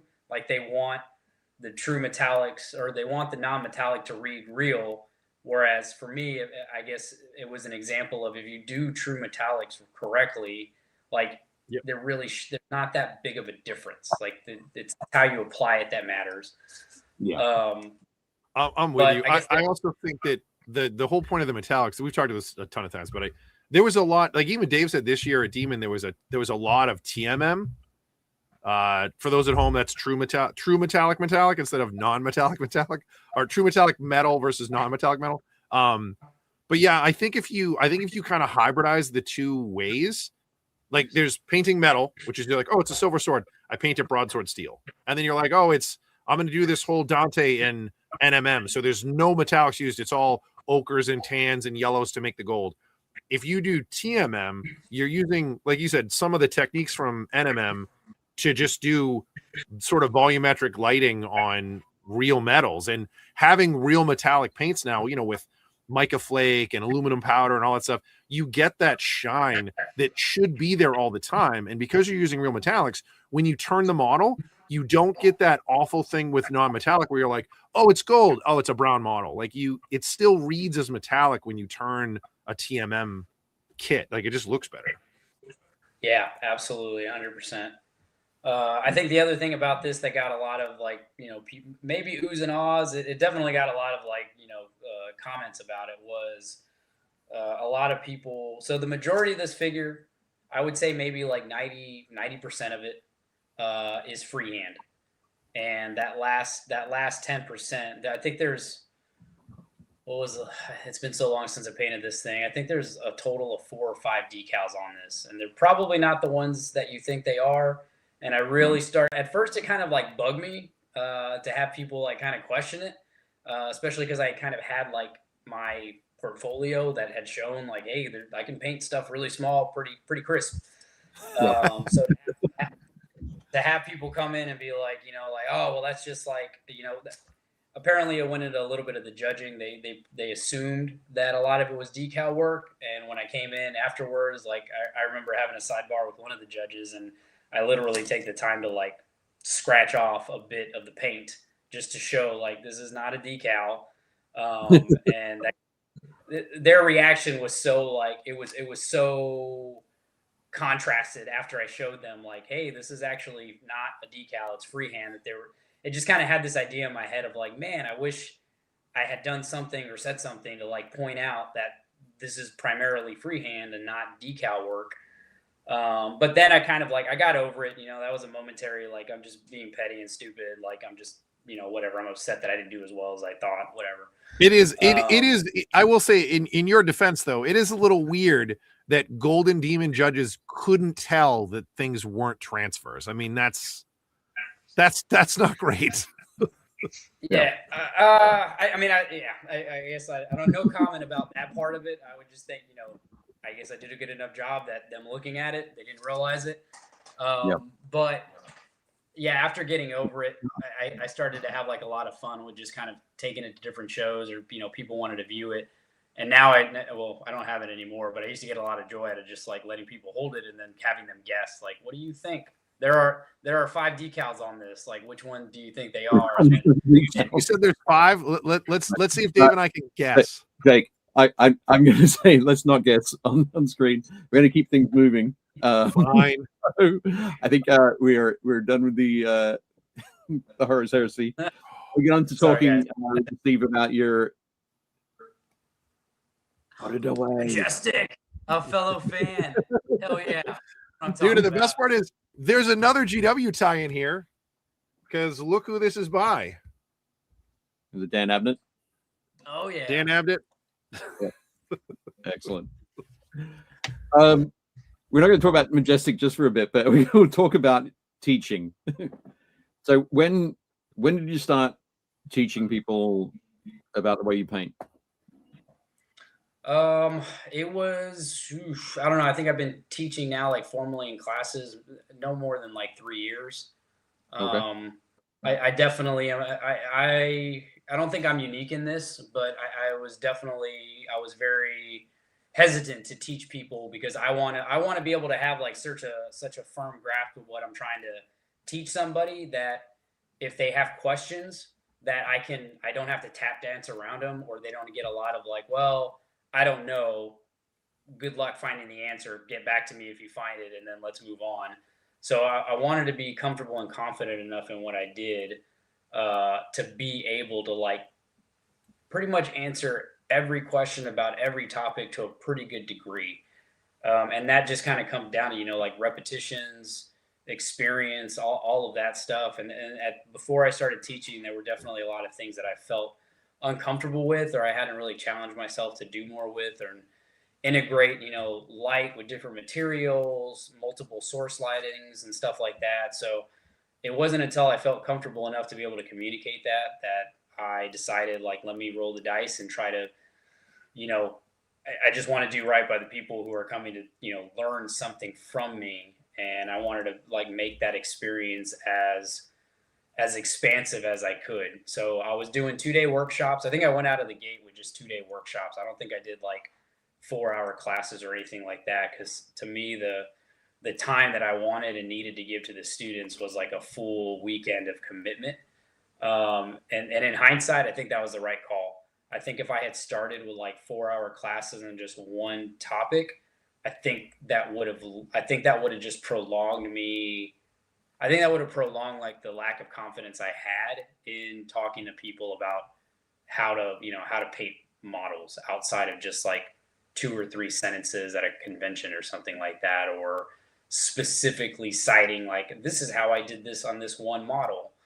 Now I feel much more comfortable about just talking about a broad range of topics, not just because I've done a lot of it, but also because I've done a lot of integration of the multiple techniques. Another benefit of like my full-time job is there is a lot of teaching. I interact with a lot of different people from a lot of different cultures. And I think that meshes really well with teaching, because I can flex and pivot on how I perceive like the student is taking in the information. Like some people, they want to learn a very methodical way of painting, step 1, step 2, 3, and they want to learn that way. And then others just need to be kind of told like a more ethereal meaning of like what it means to use multiple source lightings on a figure and what type of things need to be considered. And then they're off to the races, like they need minimal guidance, and they'll just kind of like, they'll figure out the specifics on their own. They just need to understand the concept itself. So I think if I had started with smaller 4-hour classes or something, like, I don't think I would have, I probably wouldn't have even got to the point to be able to communicate like to the level I feel I am now with students. And thankfully after classes, like there, most of the organizers, there's some type of mechanic to get feedback. And I'm always happy that a lot of that feedback just kind of speaks to that as I talk through different topics and different methods and lessons, that they appreciate the different angles that I come at it from. Right. So. No, that's cool. I think it's great that you have seen that as a sort of a key part, because I think there's so many people who would start with that 2-hour class, 3-hour class, 4-hour class, and with your understanding that you might have got stuck or might have stepped back from it. There is pretty huge. As I was going through the photos, this particular one came up, and it was like, this is a fantastic place to like take a class, to spend a weekend painting toy soldiers. Where is this? I need to know. So this is technically it's in Pflugerville, Texas, but for all intents and purposes, it's Austin, Texas. It's just one of the suburbs. This is Great a venue lighting. Great lighting. Yeah, this place was beautiful. A friend of mine, well, 2 friends, one of them Ray, and the other was Rich McGrath. They both helped me organize this class. Rich found the venue. Ray helped organize, along with, Chris is the gentleman in the center of the picture there. He helped organize it and put things together. And this was just, when they showed me the space, like there was kind of if this is acceptable, this is kind of what we're looking at. And I walked in and I was all like, holy fuck, like, yes, this is more than acceptable. This is beautiful. There's tons of natural light, like, why would we not want to hold the class here? And this is, just kind of as a plug for Austin and the work that Ray and the Austin painting community is doing. Like, this is a venue, and there's plenty of other ones that match it in like in its beauty and its accessibility. And I think the Austin community in general, it's a little self-serving, but I think that the Austin community itself has done like a really great job of starting to like form, one of the meccas in the U.S. for like miniature painting. I think it's just going to continue to grow. And part of it is for venues like this, look at that view in the background. I mean, it's gorgeous. MF in the chat, welcome, says, believe it or not, this is a high-end storage facility, and this was the common area. Yeah. That is just wild. Absolutely wild. But of course, Ed Christian says, it's always good when a class remembers the view instead of the teaching topic. Excellent. But in this class, obviously, we saw the picture there. You're talking about Majestic, and everybody in the class worked on a Majestic. Yeah. You had this model specifically sculpted for classes. Yep. So the sculptor is Ivan Mata.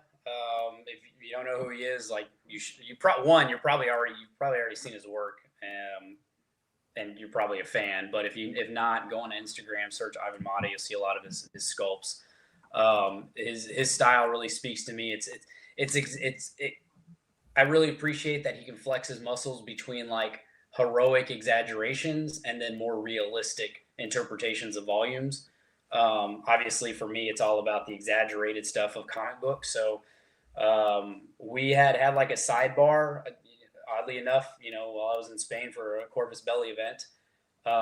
And we just kind of started talking, and I was already a fan of his work, and he had some time open, and I commissioned him to do this is actually supposed to be the original version of this is actually a 75 millimeter full version of Majestic off of a Jim Lee cover that he had done for Wildcats. I've yet to paint that one all the way, but I thought it would be a great academic bust for, like the exclusive thing that I would teach off of for the year. So I reached out to Ivan. I said, hey man, can you blow this thing up? Can you make some adjustments so that it's just the bust? So he made those changes. We had him printed out, and I actually used this for the entire year. So I think at the end of the year, I had 4 left that I gave out as like gifts to some close friends, and I'm pretty committed. I've got the files, but I have not printed a single one since. That was probably about 6 years ago, and I plan to keep it, like I think it kind of sucks sometimes when game companies release like exclusive figures, and then a year later they're on the shelf for you to just buy, like everybody else. So I'm keeping true to this with this one, and that is it. No one will get another Majestic. Right. But I love the character. I love the character. I got to reach out to Ivan to do another one for me. I'm really married to the idea of every year that I teach, like there is a model or a bust or a figure that I paint exclusively for that year, and then after that'll be the end of it. Right. This might be the only bust I would paint. He's super cool. Like he's just a fun character. I was telling the guys last week when Dave showed your cover, because there's a picture of it's all superheroes. It's Majestic, and then you have Lion-O, and then you have Thor. And I was like, oh, this is awesome. Like the comic book fan of me like went bananas. And I was like, I can't believe he has Majestic. And everyone was like, who's Majestic? I was like, he's like Wildstorm's Superman, basically. Like he's just really cool. He's a fun character. Yeah. So there's always that level of nerdism. And then for our crew, especially, like I found over the years that not every miniature guy or wargaming nerd is also a comic nerd.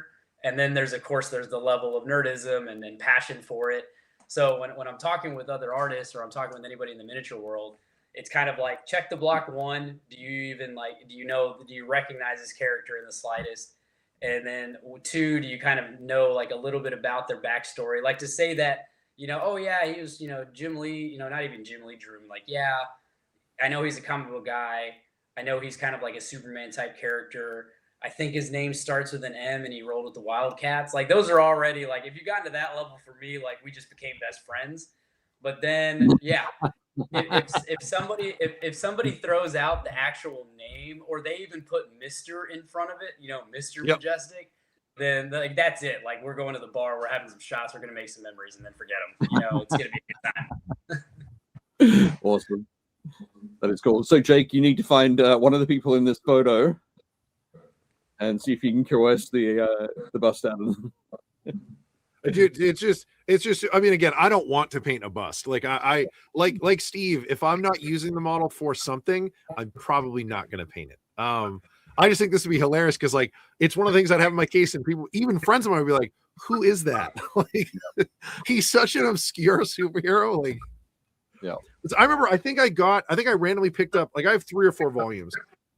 I randomly picked one of these up because I was like, oh, I saw Dan Abnett's name. And I was like, wait, is that? Because it just says Abnett. And I'm like, oh, it's Dan Abnett. And then I was like, oh, wow, he wrote this. So then I was like, I'm going to pick up all the trades. And it's Dan's writing. He's really good.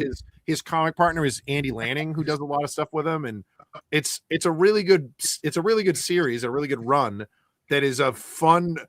Dan's thing is taking obscure characters and writing like really cool stories about them. That's the whole reason why we got the Guardians of the Galaxy movie. He literally picked them out of the trash at DC and made up a whole team and was like, "Can I write a book?" And they were like, "What do you want to do?" And he's like, "What's all this?" And they're like, "Dan, that's all the stuff that we're not using." And he was like, "Oh, the Rocket Raccoon seems cool." And he was like, "Oh, there's a tree guy in here." He like picked through the trash and put that together. Like that's what he does.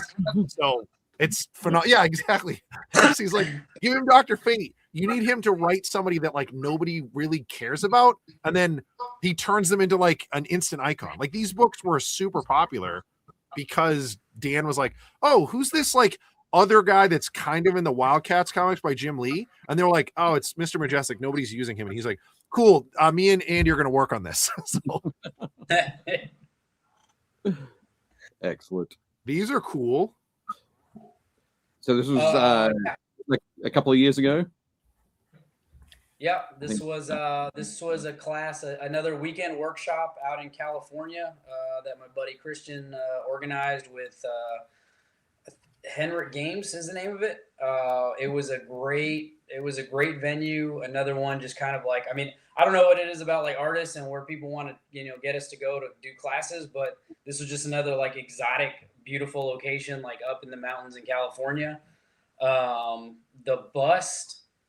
Oh man, I think it's BS Sculpts. I don't know the actual sculptor's name. He's super cool, very friendly. I loved working with him. Like just how much love he showed me right out of the gate was like another humbling, just experience.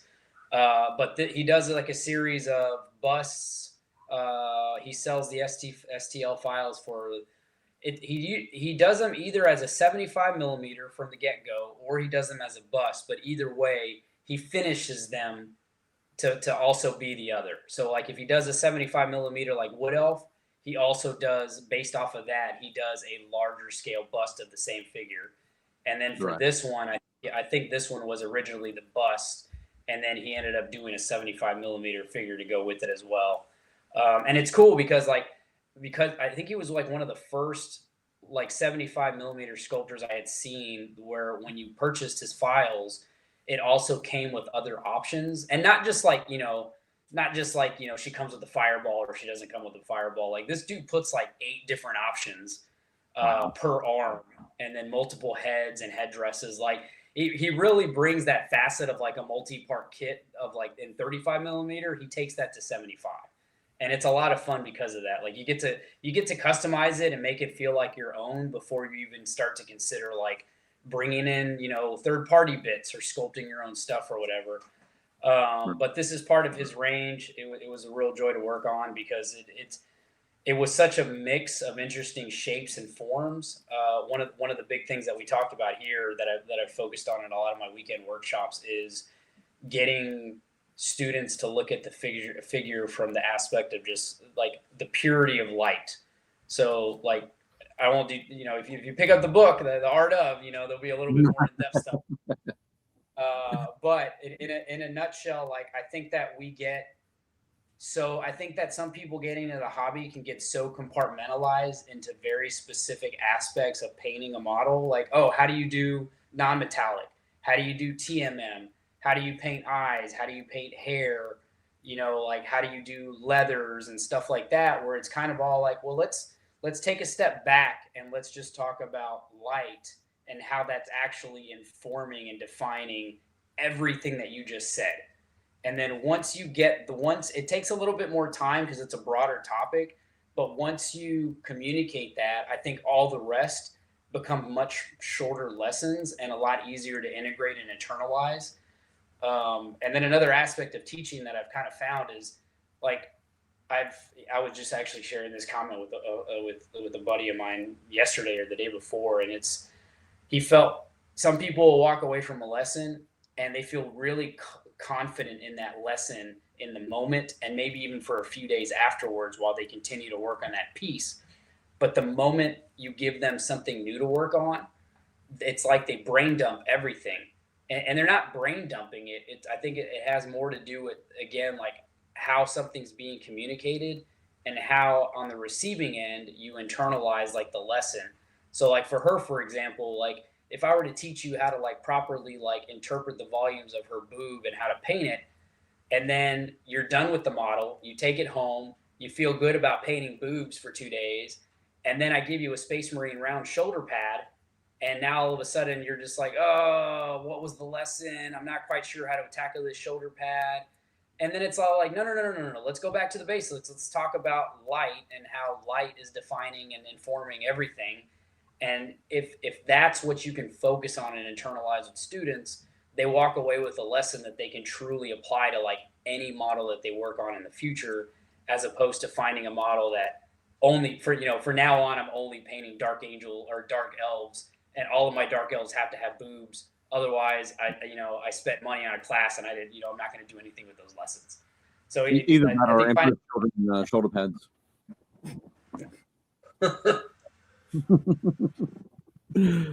Yeah, no, I think that's an important thing of it. It's not that you're painting the thing, you're painting the concepts. You're got to learn the concepts and work out how to apply them across the board. But I would throw that in there. Yeah. So I guess this is if you come to one of my classes, there's two things that always happen, and I tell this to all the students. One is after the class, any class you take with me, doesn't matter the duration, you have an open line to reach out to me and talk hobby, talk shop, anything. Like it might take me a while to get back to people, but I'm pretty proud of the fact that I do get back to everybody. There are 3 people that I can name right now that I have not gotten back to in the last. One of them's the worst. I have not gotten back to this guy in a specific project in 2 years. And then the other 2 are from the last GW weekend that I taught that I have not gotten back to. Everybody else I reach back out to. I love talking shop. So that's rule number 1 for me. If you take a class with me once, regardless of the duration, like that's an open invitation to always talk shop. And then the other one is, unless you're a recovering alcoholic, you're going to take a shot at tequila with Tequila Steve. And it usually happens at the end of day 1, so that I don't have to worry about anybody, driving home on a shot of tequila that I made them drink or ask them very fervently to take it. Coerced them to drink. Encouraged. Yeah, encouraged. One of the things I will say as well is obviously there's all the smiling faces. Almost everybody's excited to take this shot. But I was looking for a photo of Steve to use for the thumbnail, and there were no photos on his Instagram of just Steve. He's always like in a group of people like this. Not always drinking tequila, but always in a group. I see a couple people we know here. I see Christian. I see a Sky there. Over the back here behind Christian is Ivan, and that's Devin. Is that right? Yep. As well. This shot is of you at Monty Sansovino, but again, another group shot. So very cool thing. So Saini Da here. Saini wrote volume 6 of the Art of series. We've got Steve here, of course. Thibaut Ram. This is Anastasia Lacrazy, who's writing volume 18. I did an interview with her on the weekend. We're going to be looking at that next week, which will be cool. We've got Will Hahn. I don't. Name is escaping me. This gentleman here. Demos. Yeah. And Anthony Wang. So very cool. But that's one of the things that I noticed is that Steve, you're always in a photo with a whole bunch of people. You love to bring people together as well. So yeah, I'm lucky that people tolerate me. But yeah, that's one of the best things about our community is, it's not a tagline. It's just it's not a nice thing to say, but I think that we've got a great community. I've yet to see on the hobby aspect or like the painting aspect, I've yet to be a part of a conversation where it wasn't uplifting to some degree. The most negative comments I've heard, like from a painting community, are ones that like they're really not painters. Like they game, they just have strict rules about what they paint, what they game with, that their models are painted. But if it's just purely the paint community chasing that artistic high, I love the community that we have. I love the friends that I've made over the years. Those relationships, I think that's probably the number one reason to do what we do. Like we all feed off of each other. Like inspiration is rarely like comes from just like out of nowhere. It's taken in by the environment, by the experiences you have, and you can't have any of that without the people in our lives, and especially in our community having such great personalities. I mean, why not take advantage of that resource? Spread the love, soak it all up. Absolutely. I noticed Aaron in the chat. War games are heck. I miss being in the Austin gaming hobby scene. I do not, however, miss the heat.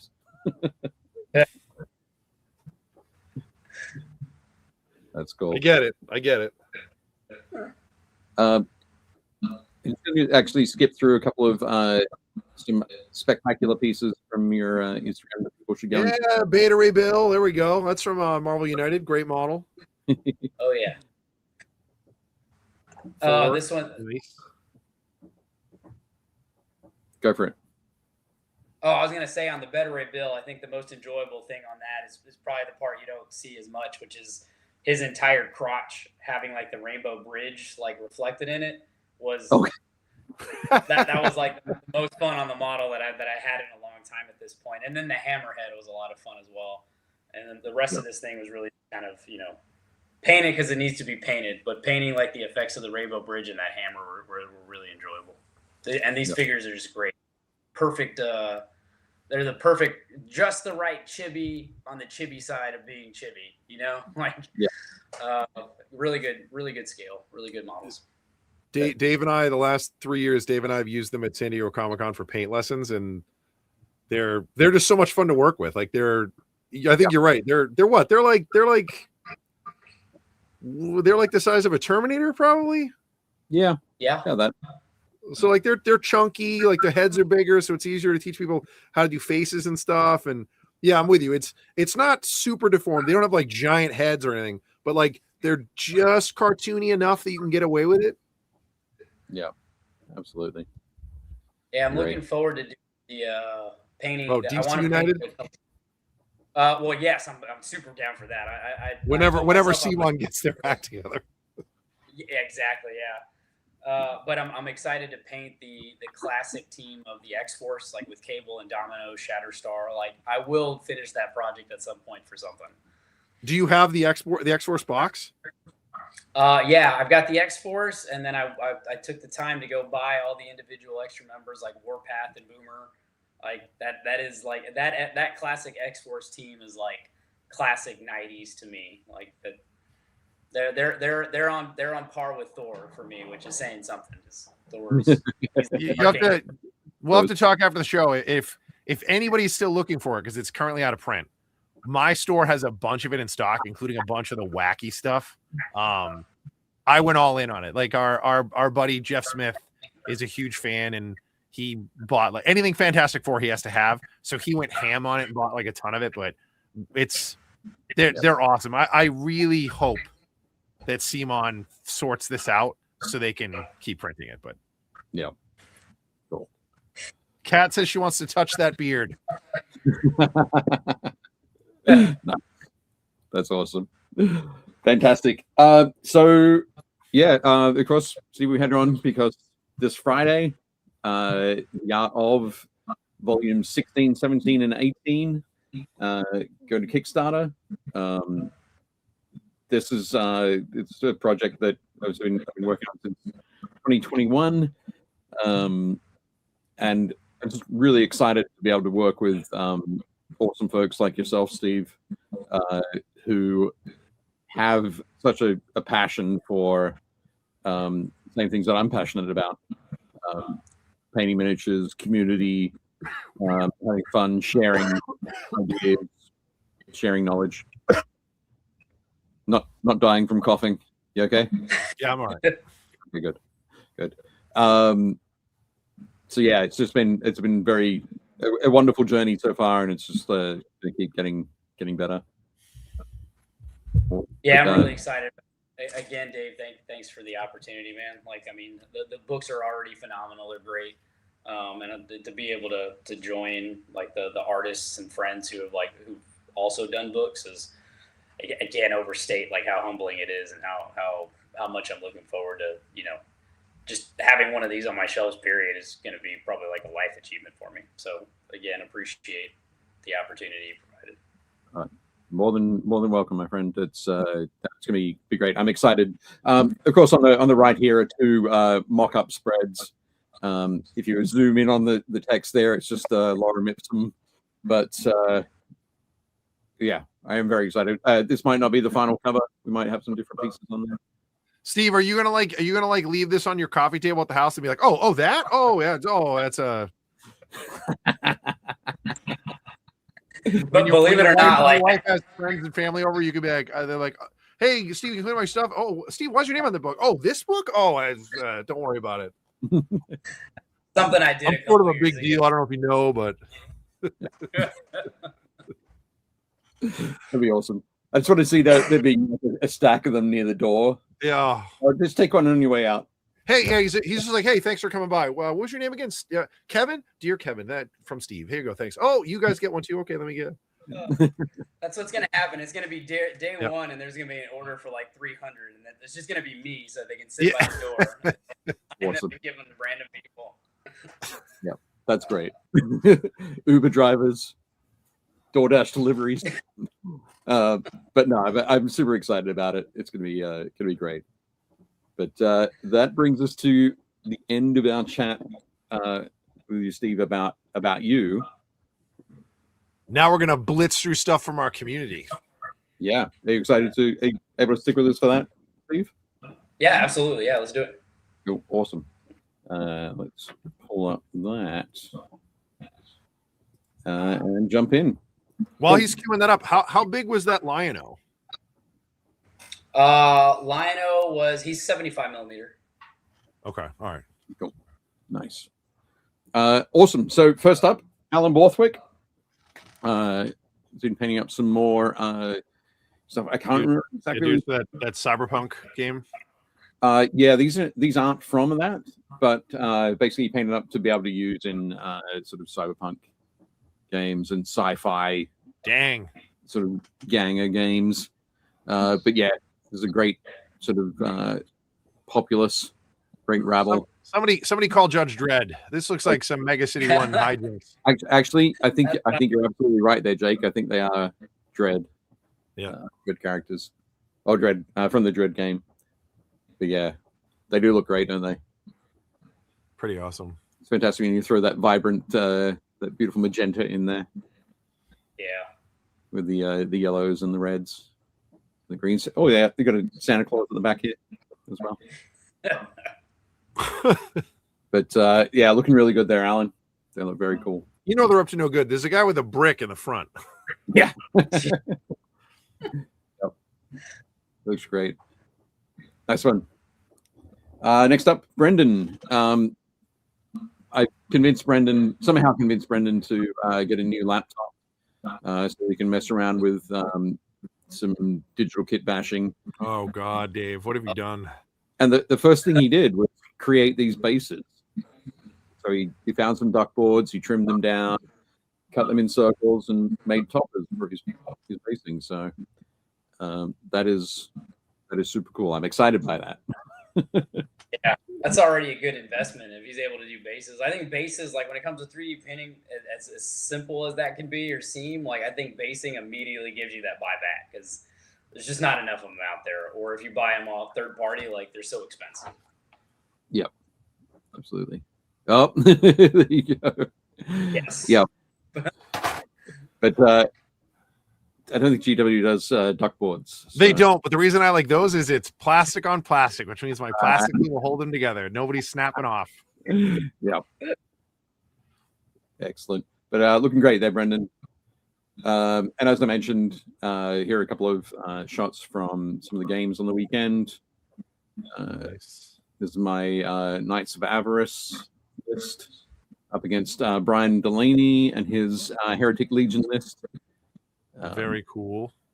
Yeah. Oh, yeah. I didn't take any photos. I was like in the moment of the gaming. So, but Brendan was also like, said, these are fantastic, fantastic looking models on fantastic looking terrain with terrible objective markers.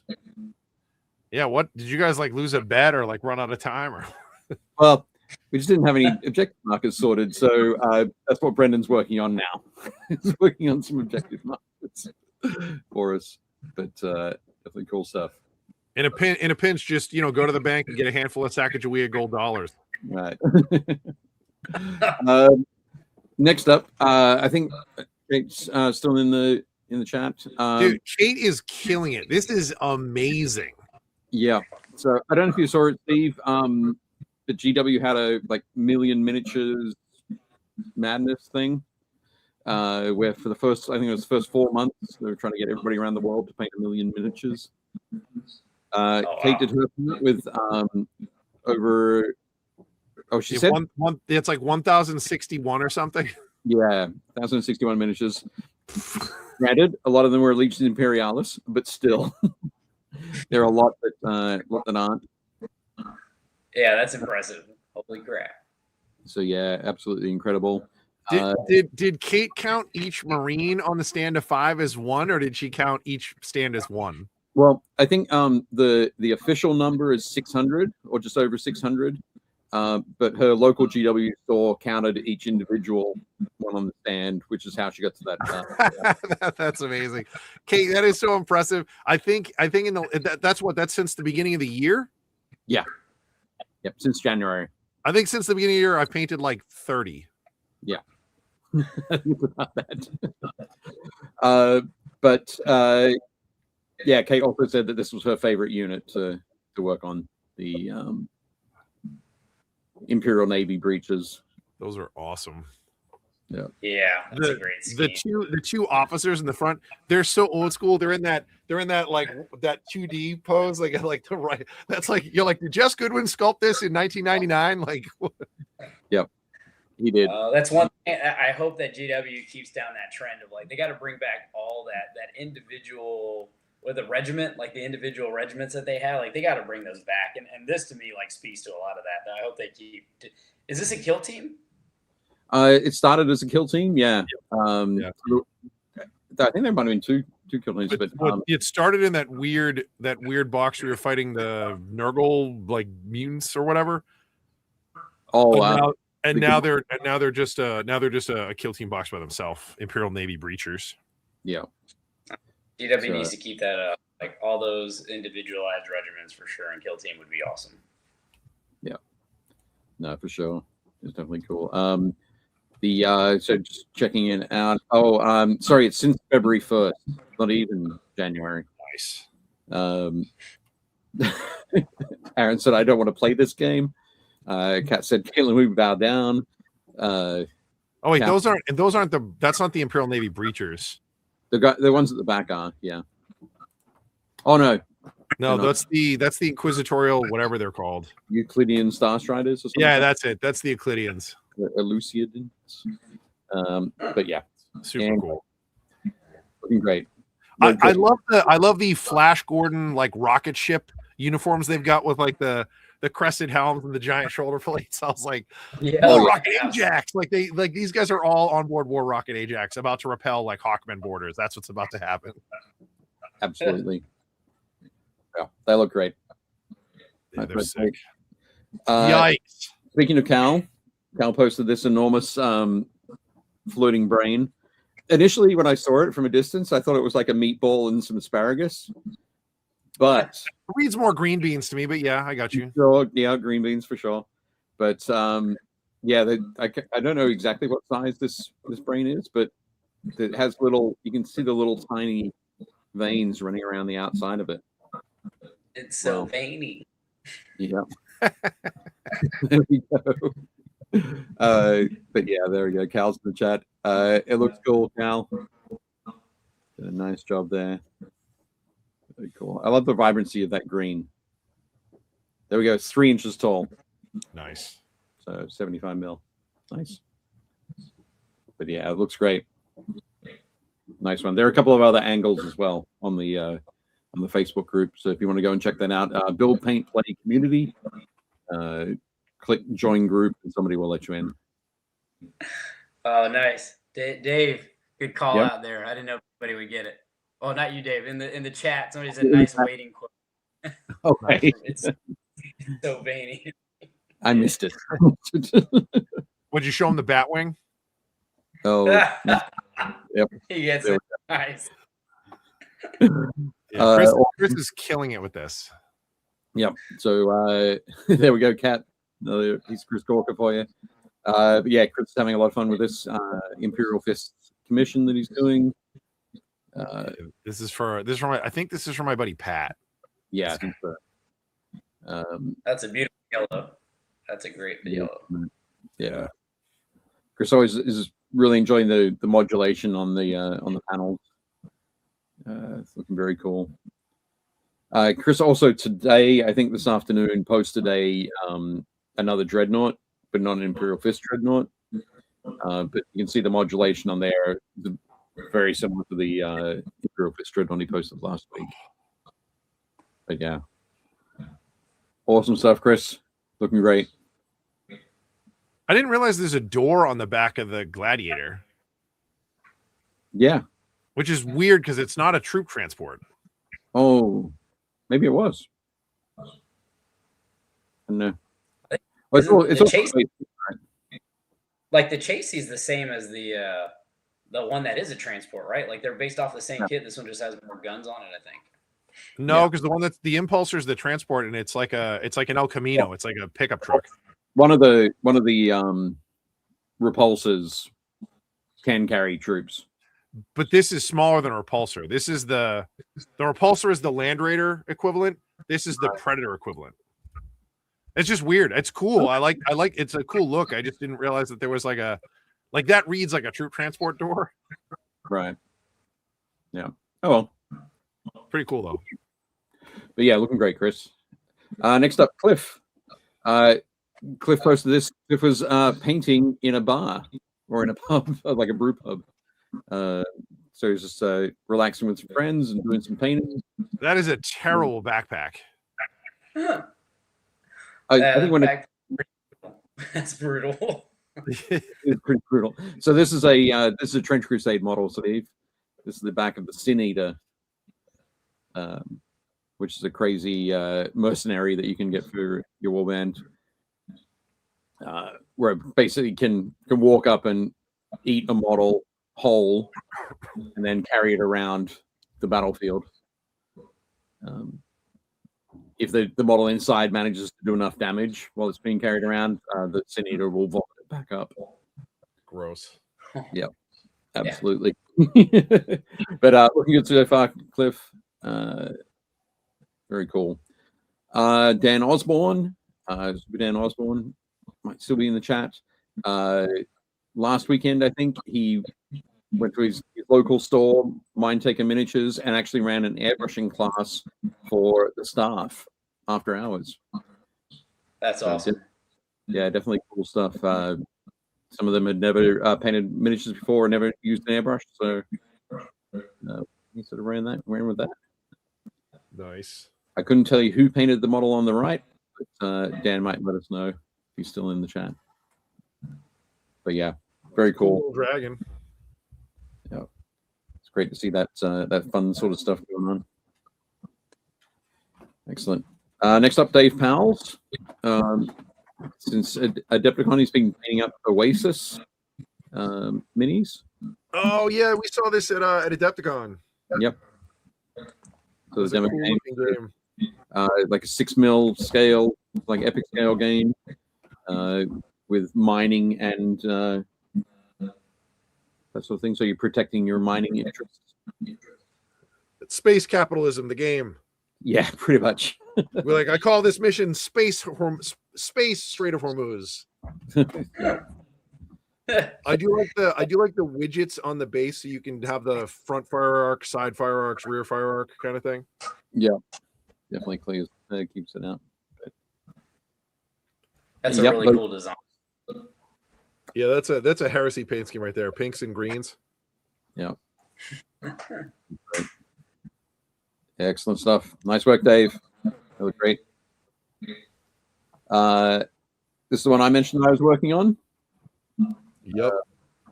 So Yeah, this, last week everybody was talking about or 2 weeks ago, what a mess this model is to make, and how you have to build it a certain way, but it's still really a pain in the butt. It's way too many pieces, and all these things are true. It is a pain in the butt, but I think I managed to skirt a lot of the pain in the butt issues by just repositioning it. I kind of get the feeling that initially it was sculpted sort of entirely as a stone man, and then armor plates were put on top. And then when the engineers went in to cut it apart and put it on a sprue, they had to lose about, I don't know, 75% of the internal structure. So there are a lot of pieces that go together in really strange ways that don't make a lot of sense anymore. So you get things like the helmet. Oh, sorry. The helmet is about 11 pieces, and there's a stone face under there as well that you can't see at all. So yeah, it's just kind of weird. But is this from the new GW faction? Yeah, this is Cathay. This is Cathay. Okay. Yeah, even Cat in the comments, Cat's like, it's a horrible model to put together. Yep. But it's really cool. You did a great job with it. Like, it looks like it looks like you're like, oh, I just built the kit differently, and you're like, nope, I had to completely make part of the model. Well, I had to make part of the model, but fortunately, I didn't have to detail sort of any of this sort of part because it was all covered in 2 layers of armor. And the cool part about this was I just had to build the pieces, really. I just had to build the feet, the calves, the thighs, the torso, and then put them together in a slightly different way. In a way that was a lot easier because I knew that I didn't have to really conform to anything. Well, Kate says you waste so much time on unnecessary detail you'll never see. Yeah, there is that. It is kind of wild. You can see on the chest plate here, there's all that little scroll work. So all those dark areas are cutouts. And on the other side of that, there's stone texture. But you can't see that because the cutouts are so small. It just there's a lot of things that don't make a lot of sense. But some sculptor spent an inordinate amount of time on this that no one will ever see. Yeah, unfortunately so. But hopefully they've learned their lesson. That's like a really sad thing. Like, so Marvel Crisis Protocol is like that, where they've got some phenomenally talented sculptors who do their figures, and then somewhere between the concept or like the digital work and production, like somebody just gives the sculptors like the big middle finger, and this like beautifully rendered face gets printed as just total shite. It's like lacking details. You have to freehand eyeballs and freaking noses. Like, I want to love Marvel Crisis Protocol so much, but seeing what the production process does to the sculpts and the sculptors, it's heart-wrenching. Yeah. I have a feeling that during the process that there was part of the process here that was accelerated. So they didn't get the chance to go, actually, let's rethink this whole thing. They just plowed ahead with it all. There's a point where they could have just gone, let's do this a little bit differently. And it would have been a much better kit for people to assemble. But anyway. Next up, Sulin. So Sulin painted up some 2 dwarves for friends of his. And yeah, just beautiful work here on this. So this is the white dwarf. Yep, that's the white dwarf himself. The classic white dwarf, Grombrindle. Yep, pretty great. That's a great battle axe. It is, isn't it? Yeah. So, I love the sort of extra detail here, the texture detail here in inside. But no, Sulin's done a beautiful job there. And also he painted up Gotrek. The man himself, Gotrek is the best. Yep. But beautiful work here as well. So then it looks great. So good. His base is so nuts. It's all these like dead Skaven and stuff. Oh, it's so good. Yeah. Is Say again, Steve? Is that the stock base or is that a conversion? No. I believe he comes with that. Yeah, that's the stock base. Yeah. Holy crap. All right. You don't have to use it. There's like you can build him two different ways. You can build him like flat on the board and then that goes on the base, or you can build the decorative base and then put him on it. Yeah. So you don't have to have that, of course, but yeah.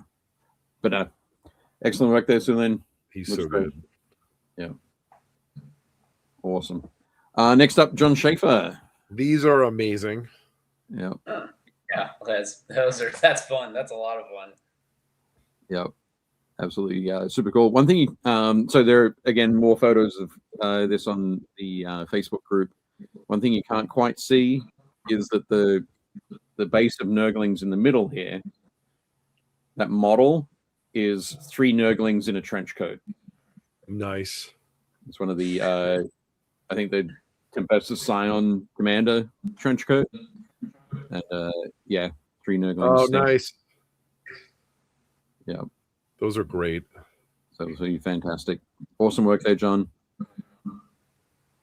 And as you say, Kate, conversion work is fantastic. It's so funny too. Like they're such cool models. There's so much character and flavor that went into these. And for most people, these are like throwaway models that they either don't use or they're like on a base. Like the 2 Nurglings on the right, the one pulling the other one's tongue. Like, yeah, like a lot of love went into these little guys when they sculpted them. Yeah, absolutely. I do love that the not sure if folks can see, but over here and here are 2 of the zombies. Whatever the new zombie models. Oh yeah, the from Curse City. Yeah, with the their coffin tops on the back. But yeah, excellent work there, John. Fantastic. Those are super fun. Next up, Josh Potter. Josh is working on some 15mm American War of Independence models. He's got a club game coming up soon. But I think he's the big thing he was saying about these is that at this scale, you got to be careful of when you're cleaning up the mold lines, because what you're cleaning up might not be a mold line. Oh, it's detail. Yeah, it might be a couple of buttons pushed together. But yeah, he's definitely having a lot of fun with those, and he's going to be messing around with those. Not everybody will be wearing blue for his Continentals. But yeah. Excellent stuff there, Josh. Keep it up. Next up, Justin McCoy. There we go. Justin's got some more weathering and detailing going on his Hellhound. That tank has been through it. Absolutely. Yeah. I think he still has some final, like he's going to be layering up some snow just resting on top of the tank. But coming along, it's looking crazy. And we saw some decals on the back last time, but he's added some additional details. It literally looks like he smeared peanut butter into the tracks. Like, yeah, I think I'm not sure exactly what materials he's used, but even the one that I usually use, the Vallejo European mud. Yeah. But this is a little bit more texture in it. Is that the smooth or the chunky? Maybe mine's a little bit more smooth than that. But yeah. Looking good, Justin. Looking cool. Aaron says, I wish I had photos of my Bradley after a week in the field. So yeah, good. Really great. Yeah. Excellent. Next up, Mark Maxey. So this was a fun one. So Mark has been sculpting this little gnome. The house on the left, he sculpted like a decade ago, and Chris Bora cast it up for him. But it was like, I'm a little bit disappointed. It's a little bit too small, so I have to build a bigger house. But he's not quite sort of jiving with the proportions on the bigger house just yet. But Kat made a great suggestion, which was pick some spots to and like some clever spots to enlarge the other one. So she suggested sort of cutting it down the middle here and spreading it apart, putting some detail back on, and then cutting it sort of under here and adding another story to it to give more height, more volume to it. Interesting. You can rework the door a little bit easier that way. But yeah, just a cool sort of additional thought rather than you don't have to start from scratch. You can come back and split things in a different way. Kind of put me in sort of the thinking of people who used to do true scale marines. It wasn't like not everybody can go and sculpt a completely new marine at the scale that they wanted. But you come along and just slip in an extra like 1 or 2 millimeters in the calves, in the thighs, around the waist, and all of a sudden your marine was much larger. So, but there we go. Kat says it's taken from sewing alterations. Yep, do it in the center so as not to alter the architectural lines. In case of spaces, baby. But yeah, whichever way Mark goes, it's going to be very cool. Looking forward to it. Mick Palazzi been painting up some more Emperor's Children. So we had a lot of fun with this. Loaded with details, Rhino. Are those Forge World doors? Yeah, I think so. It's the front panel and the doors. That's the old door. That's the old Rhino kit, the Forge World Rhino upgrade kit. Yeah. No, they look cool. I think that extra amount of gold, the gold trim around there, just really helps that one out. Very cool. Looking good, Mick. Nice one. Oh, Dave Hummel has to head off, and Sean is heading off as well. Night, guys. Take it easy, guys. Yep. Good. Big thank you to Steve. Excellent. Nice. Mike Hughes doing some excellent work here. I have no idea where this model is from, but it looks. I love his adorable little tiny imp wings. Right. Yeah. Like he's not getting off the ground with those, but they look cool. Right. Oh yeah, that's a great piece, and it's bugging me. Like I feel like I know where this is from. I just can't. Yeah, he mentioned it in his post. I forget where they're from. Okay. Really cool though. Track that down, but yeah, I'm loving it. And that's having all of that blue and green around the outside. Means that it's very much the focus is pushed towards this area here. Yeah, no, that's a really smart use of the contrasting colors, and then even going like with the level of saturation. You know, like starting with the darker reds and then working towards that like warmer, pure yellow in the middle, tan. That's smart. Yeah. The belly, his necklace, and his gold belt buckle. Like that's the warmest spots. Yeah. Yeah. Absolutely. It is weird, like to the idiots that commented on your thing. It literally looks like a spotlight is on him. Like it's like the light is hitting him right here, and everything else is like dark. Yeah. This is all done with lights. Tiny spotlight, tiny lights that don't work like regular light. Oh my god. Yeah. Awesome stuff. Great work there, Mike. That's brilliant. Next up, Pat Lewis, Chopper, has basically finished some work on his Trench Crusade. Sultanate. Yeah, looking very cool. Nice to see them all together there. Very cool. A couple of Azebs, a couple of Janissaries, Lion of Jabir at the back. And the Uzbazi in the middle. Excellent work, Pat. Very cool. We'll have to next time you're in Baltimore, we'll have to have a game. Colors are great too, the green and the gold. Yeah, working really well. And he still has that that sort of drab feel there with the cloaks. the coats, kind of thing. Somebody said theater of battle. Is that what that mini's from? Oh, Cal was saying that about Mike's model. Maybe. Could be. Theater of battle. Excellent work there, Pat. Great. Next up, Pete Hairston. Pete's done some work on his converted observer. Yep. It's really fun to see this, sort of the before and after on this model. It's pretty neat. Yeah. Of just that additional little bit of cheesecloth cloak, piece of costume jewelry, wild hat, and there he is painted up. Very neat. Yeah. Great stuff, Pete. Good. I like that. Nice one. Awesome. Next up, we've got Sean Gleason. So these are the models that Sean painted up for the Million Miniatures. A lot of old school epic stuff. Yeah. Some Aeronautica Imperialis. A couple of old school dwarfs on the right there on the goblin green square bases. Yep.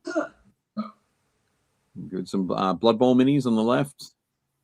Oh yeah, the old ogre. Yep. Those are great. Yep. And I love the space bases on those Eldar ships. Right. Yeah. Oh yeah, yeah, definitely cool. Head back and check out Sean's post from last week, and you can see it's got a great variety across a large fleet. Yeah, just the way that they're drifting past those moons. You gotta love the old school Forge World Tyranid terrain piece, the Spore Tower.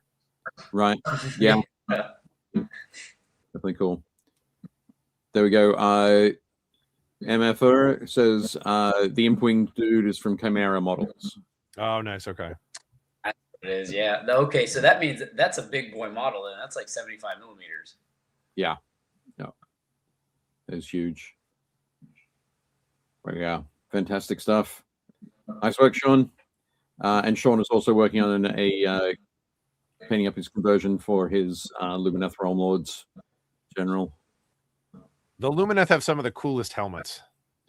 They do have some cool helmets. The most extreme. What is that? What is that little tiny Roman? It looks like a Roman or a Greek bireme with wings on the right. Oh, over here? Yeah. That's one of the, I think that's from Manowar. That's one of the high elf. That might be a high elf ship from Manowar. Nice. Could be wrong. He has a 4mm Inquisitor Tyrus over the back here. Yeah, I was gonna say, is that looks like Inquisitor Tyrus, but surely you jest. Yeah. Excellent. Nice one, Sean. Looking good. Next up, Stephen Green. Stephen's painting up some Grey Knights. Some real Grey Knights. There for a minute there. Yeah. Yep. So painting gray instead of silver, but looking cool. That pop of blue on the shoulders looking nice. Dude, they're like these models when they came out, they were so cool. And now you look at them versus like all the new sculpts, and you're like, wow, these models, like it's like, hey, so we cut the handle off a Stormbolter and glued it onto the back of their hand, and you're like, okay. Yeah. They do need a little bit of help now. Yeah. They I mean, our sensibilities have changed, right? Yeah. Yeah. Definitely. Cool stuff. Nice one, Steve. Those are great. And finally, Stephen Ryder, painting up some more old school models. Cool thing is, like the one on the left, painting him up based on Conan, is he painted up for Richard Hale at stuffoflegends.com. So it'll be going into Richard's collection pretty soon. Talk about what you were talking about earlier about like the Marvel Crisis Protocol models. We have to paint stuff on. Steven had to like paint stuff onto this model to make it look like there's detail. Yeah, like his hand is like a blob that is holding a sword, and then like there's no like the upper arm is just like a wedge.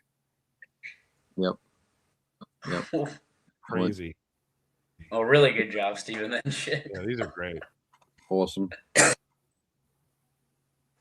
Excellent. Very cool. So that's the end of our look at the community miniatures. As we said, the Facebook group is linked down below. Build Paint Play community. Go along, click join group, and somebody will let you in. For sure. Awesome. And then next week, we're going to have two pre-recorded interviews. Unfortunately, we're not able to do it live because currently it is like 4 a.m. in Greece, where Anastasia is. But we'll be talking with, I'll be talking with Alfonso this coming weekend, spoke with Anastasia last weekend, and then we'll have the interviews during the show next week. Nice. More thoughts from them. I would like to point out in this picture Alfonso's wearing, I want everybody to see the shirt he's wearing is a Texas painting community shirt. Shout out to Texas. I will admit that as I was going through looking to snag this photo, it was like, oh wait, that's a Texas miniature shirt. I will grab that. Steve will love it. Oh man. Well, listen, we ran a little over today. Steve, thank you so much for being here, man. It was awesome talking to you and getting to pick your brain about stuff. You and I have to catch up and talk comics. I would love to come to some of the shows in Texas. It's just 9 times out of 10 my schedule doesn't line up. Thank you everybody for being here. Make sure you guys like, subscribe, hit the bell, do all that stuff. Links below. There's links to the Art of, which Dave said will go live in 3 days. I'm sure that we'll post again about it, but if you click below, you can join the waiting page and then it'll automatically take you to it. Thanks to the Army Painter for sponsoring us. Anything else, Dave? I was going to say, Steve, did you have anything you wanted to say at the end? No, I was just going to say thank you guys for having me on again. Honored to be here with you legends. Your names whispered on the wind, so to be asked to be here with you guys, I really appreciate it. Had a great time, and absolutely, we can talk shop on comics or miniature painters, whatever you want to pick. It's all good, man. Outstanding. All right, well, everybody, we'll see you guys next week. Everybody be safe. Take care of yourselves, and as always, do not forget to build, paint, play the track.